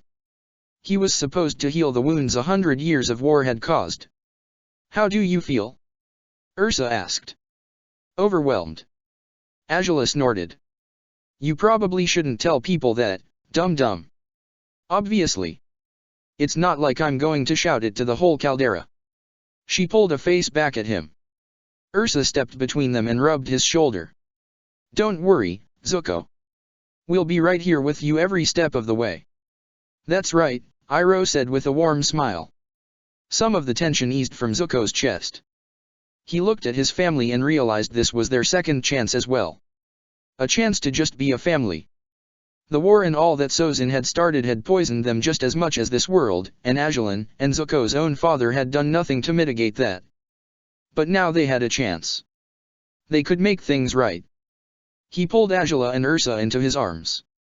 Azula squirmed and fussed, demanding to know what he thought he was doing, but he only held her tighter and told their uncle to join them. Iroh chuckled and wrapped his arms around the three of them so they were all squished closer. This is ridiculous, Azula muttered. You've let that bald brat rub off on you too much. Probably. She sighed but didn't pull away. Zuko smiled and closed his eyes. The hug was awkward, even he could admit that, but it was a start. And when Shizue entered the room and raised her eyebrows at them, she got roped into the hug as well. After all, this was a new beginning for all of them. Oh. Make way, make way. Fire Lord Sunshine coming through. All the people in the courtyard turned to stare at Zuko, whose face turned tomato red. He tried to hunch smaller, because as much as he was royalty, he had been banished for 3 years and he was still getting used to palace life, not to mention Toph had just called him Fire Lord Sunshine. If that nickname caught on. Toph, he grumbled under his breath, you can't just go around shouting that every time you're with me. Why? Embarrassed. She nudged him too hard in the ribs. Several times. He frowned. Sometimes I don't know why I put up with you. A demon grin was all he got in response. What are you planning on doing after this anyway? He asked as they headed down an open arched corridor. You're from jailing, right? Her steps faltered and it was like a cloud descended over her good mood. Did I say something wrong? She rolled her shoulder as if trying to shrug off a weight. Nah. Anyway, I sense fangirl up ahead with sweetness. Let's go annoy them. Hey. He touched her arm. If something's... It's nothing, all right? I just... Her tough expression cracked and she sighed. Ugh, fine. I'm not sure I want to go home. His brow creased. Of course he'd heard about her home, the way her parents had treated her, and why she'd chosen to run away. He knew it had been complicated and there were plenty of valid reasons why she wouldn't want to go back. You don't have to, he said quietly. Her head tilted in question. You could stay. Uncle likes you, I know Mum wouldn't mind, and... I'd be happy to. If you stayed at the palace with us, I mean. He rubbed the base of his neck. To be honest, you kind of feel like family now. It'd be weird if you weren't around. Color dusted her cheeks. Oh. But only if you want to, of course. I'm not expecting you to stay here if you'd rather go back to the Earth Kingdom or... She punched him in the arm. He winced. Has anyone ever told you that sometimes you punch too hard? He muttered, rubbing the spot that was sure to come out in a bruise. Her lips curved. You were ruining it with your babbling. I thought I'd help you shut up. He rolled his eyes. Maybe I should take back that offer. I don't think I want you here after all. You already made it. No take-backsies. I'm the Fire Lord. I can do as many take-backsies as I want.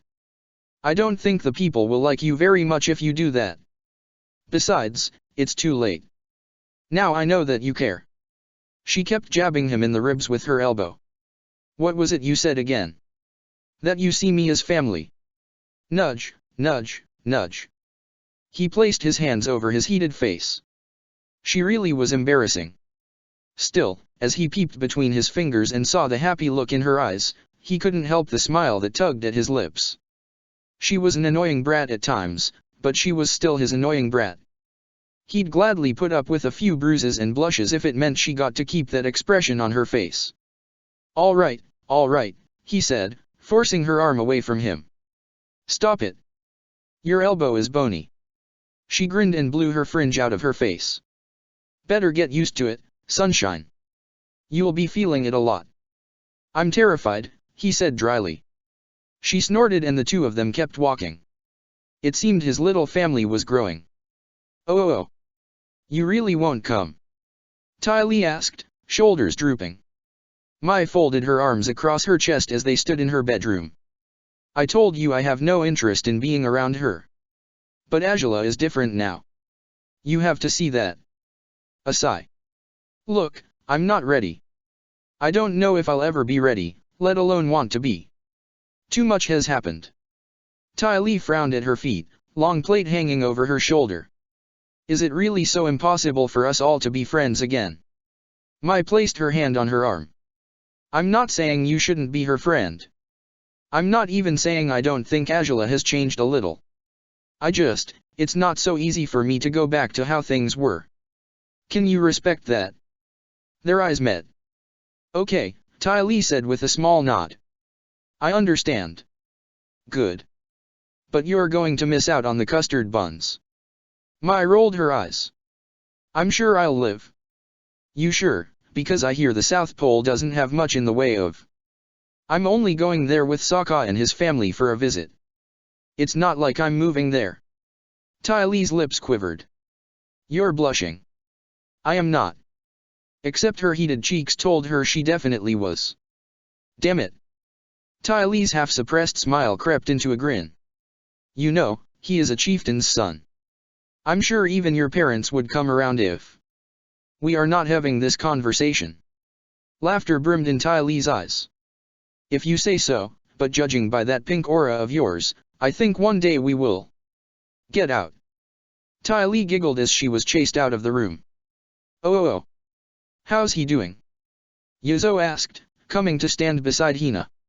He's resting. Yuzo bit his lip and a lump formed in his throat. He's not going to live for that long, is he? No. Maybe a year or two at most. Tears prickled free of his eyes. I hated him for so long. I wish I could take it back. I wish I had realized sooner it was Shuren controlling him. You were young. It's not your fault you didn't know. The tears continued to slip free. She hesitated before she placed her hand on his shoulder. I'm sorry, Yuzo. What for? I let you believe Shen had turned on you, and... I helped Shuren to hurt you. He touched the jagged scar on his throat. Did you know I'd survive? I hoped. Well, he supposed that was something. They both fell quiet and looked down at Shen, who was sleeping in the bed. I think I understand why you did it, Yuzo said softly. You love him, right? She nodded. Then I guess we can leave it at that. You were trying to protect him. He looked up to meet her gaze. Besides, I heard you looked after Itsuo as well. I should have done more. He shook his head. You did enough. Hina was amazing. The truth of that hit him then. He couldn't imagine what it must have been like to spend all those years at Shuren's side, all those years being with the man she loved but knowing it wasn't really him, all those years trying to free him, all those years obeying cruel orders. Yuzo wasn't sure he could have done the same, not even for Itsuo. He frowned at his hands. You know, Zuko is planning to end the secrecy of fire healers. He and Lady Ursa have been trying to figure out the best way to do it. I heard. Shen will probably feel obligated to go back and help sort out the tribe, won't he? Probably. Do you think we could persuade him not to? A flicker of surprise entered her eyes. Why? Itsuo doesn't want to go back, and I've never liked the place. He gave an odd shrug. It's just, we've been forced to live how the tribe wanted for so long, and Suki was telling us about Kyoshi Island. His voice took on a wistful tone. It sounds nice. Peaceful. You and Itsuo want to settle there. Heat brushed his cheeks. It was just a thought. Nothing is confirmed, and I don't want to leave Shen. Not when he's dying. The unspoken word lingered between them. I'll talk to him. Now it was his turn to look at her in surprise. You will. Her expression softened as she looked at Shen. Peaceful might be just what he needs. Oh.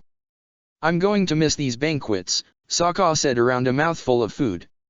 I will say one thing for the Fire Nation, it knows how to do meat. I don't even know what this spicy thing is, but it's delicious. Those are muspig balls, Zuko observed. Sokka choked. Come again. Because of the shape, idiot, Azula said with a roll of her eyes. Oh. He blushed. I knew that. The siblings gave him identical looks of disbelief. You know, it's kind of creepy when you guys do that.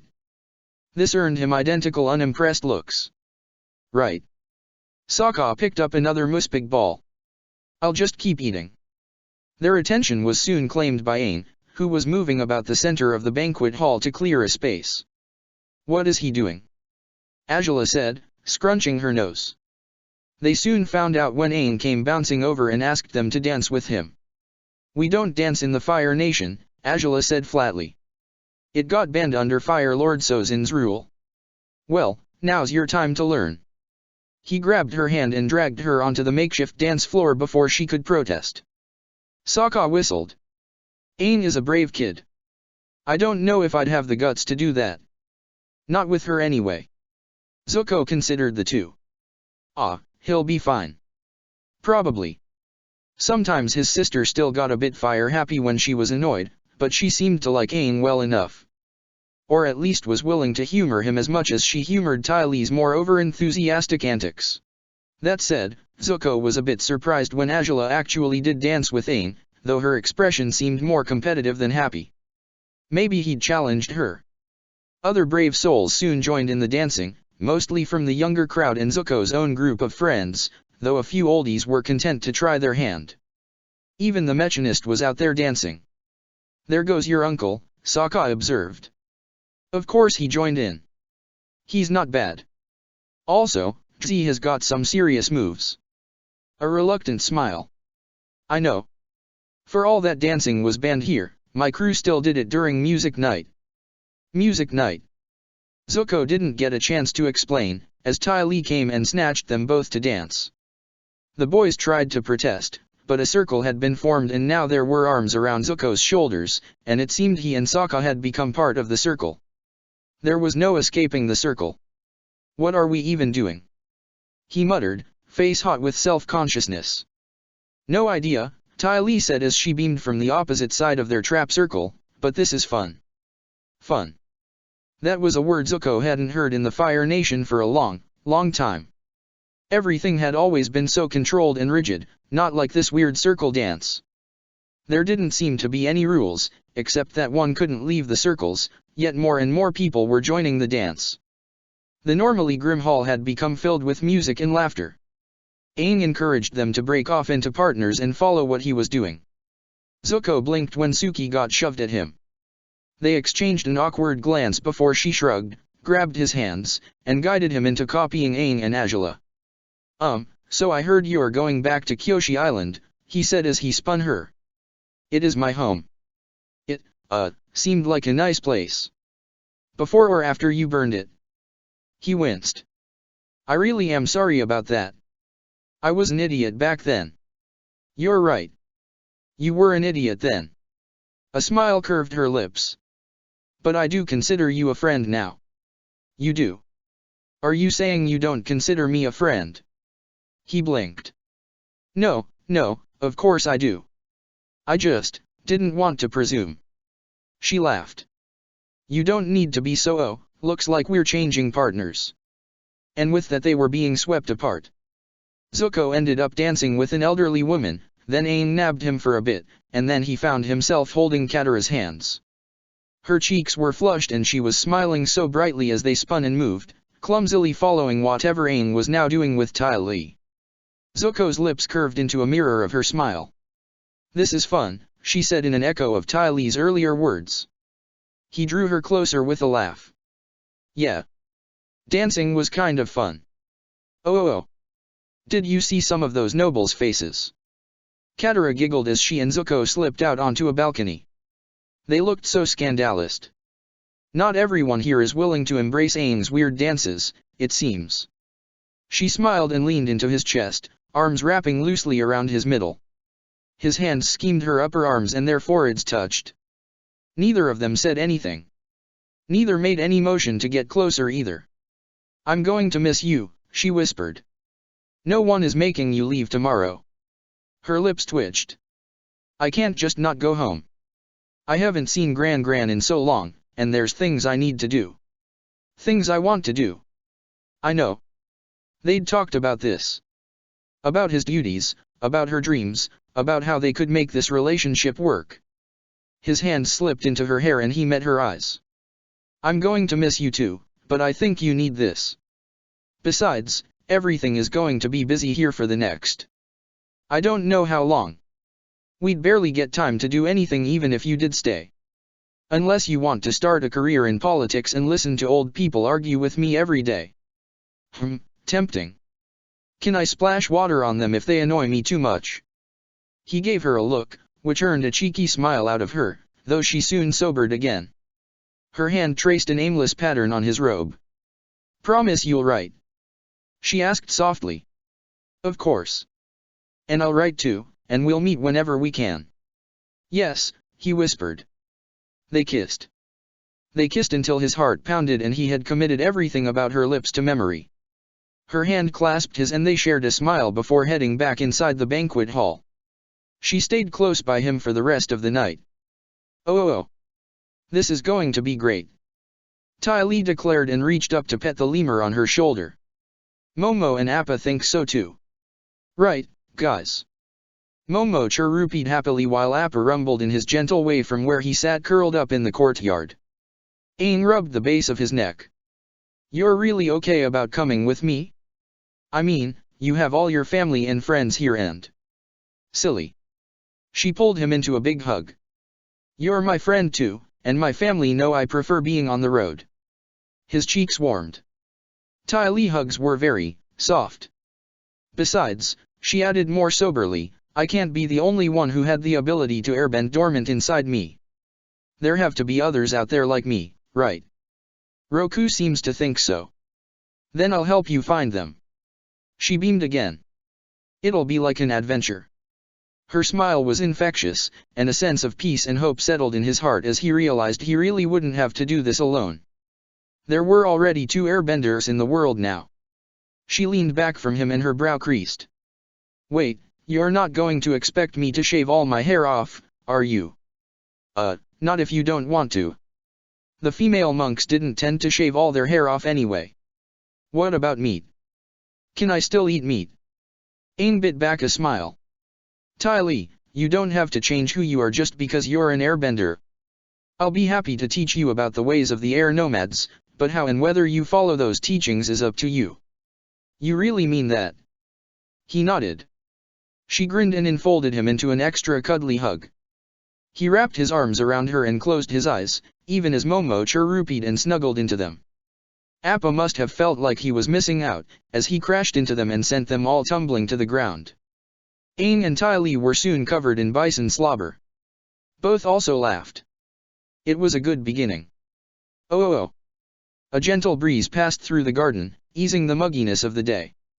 Zuko sat next to Aang under the shade of the big cherry blossom tree. They watched a mother turtle duck swim about in the pond with her ducklings. You know, Zuko said softly, sometimes none of this feels real. I have these dreams where the war is still going on and, to be honest, they feel more real than this. I think that's only natural after 100 years of war. I guess. They fell silent. It was an undemanding silence, the kind that could only be shared when two people were so comfortable with one another that just sharing space was enough. Zuko watched a turtle duckling try to get out of the pond, but it slipped back in with a little splash. I'm glad it's you, Aang murmured. HRM. As the Avatar, I'm expected to work with all the nations. I'm glad you're the Fire Lord. I'm glad I get to work with a friend. It's not going to be easy. Most people are relieved the war is over, but there are plenty who didn't want it to end. He sighed and tugged at a few blades of grass. Plenty who won't like the decisions we make either.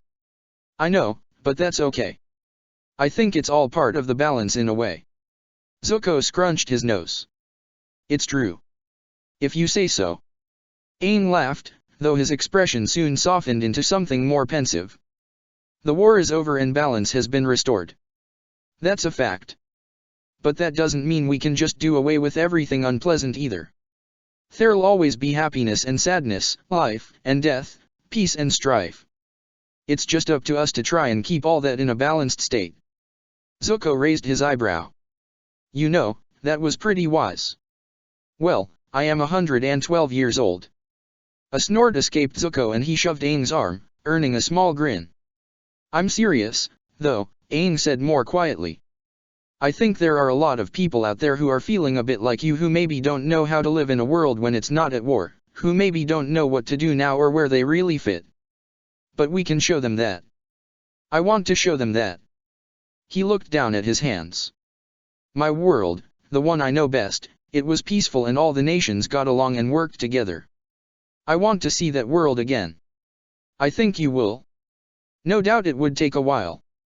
Too many wounds were still fresh and the sparks of conflict were not erased so easily, but the war was over. That was at least one step to moving forward. Yeah, I think so too, Aang said with a smile. We just have to work together, right? Together, Zuko agreed. Check the description for the links to the author.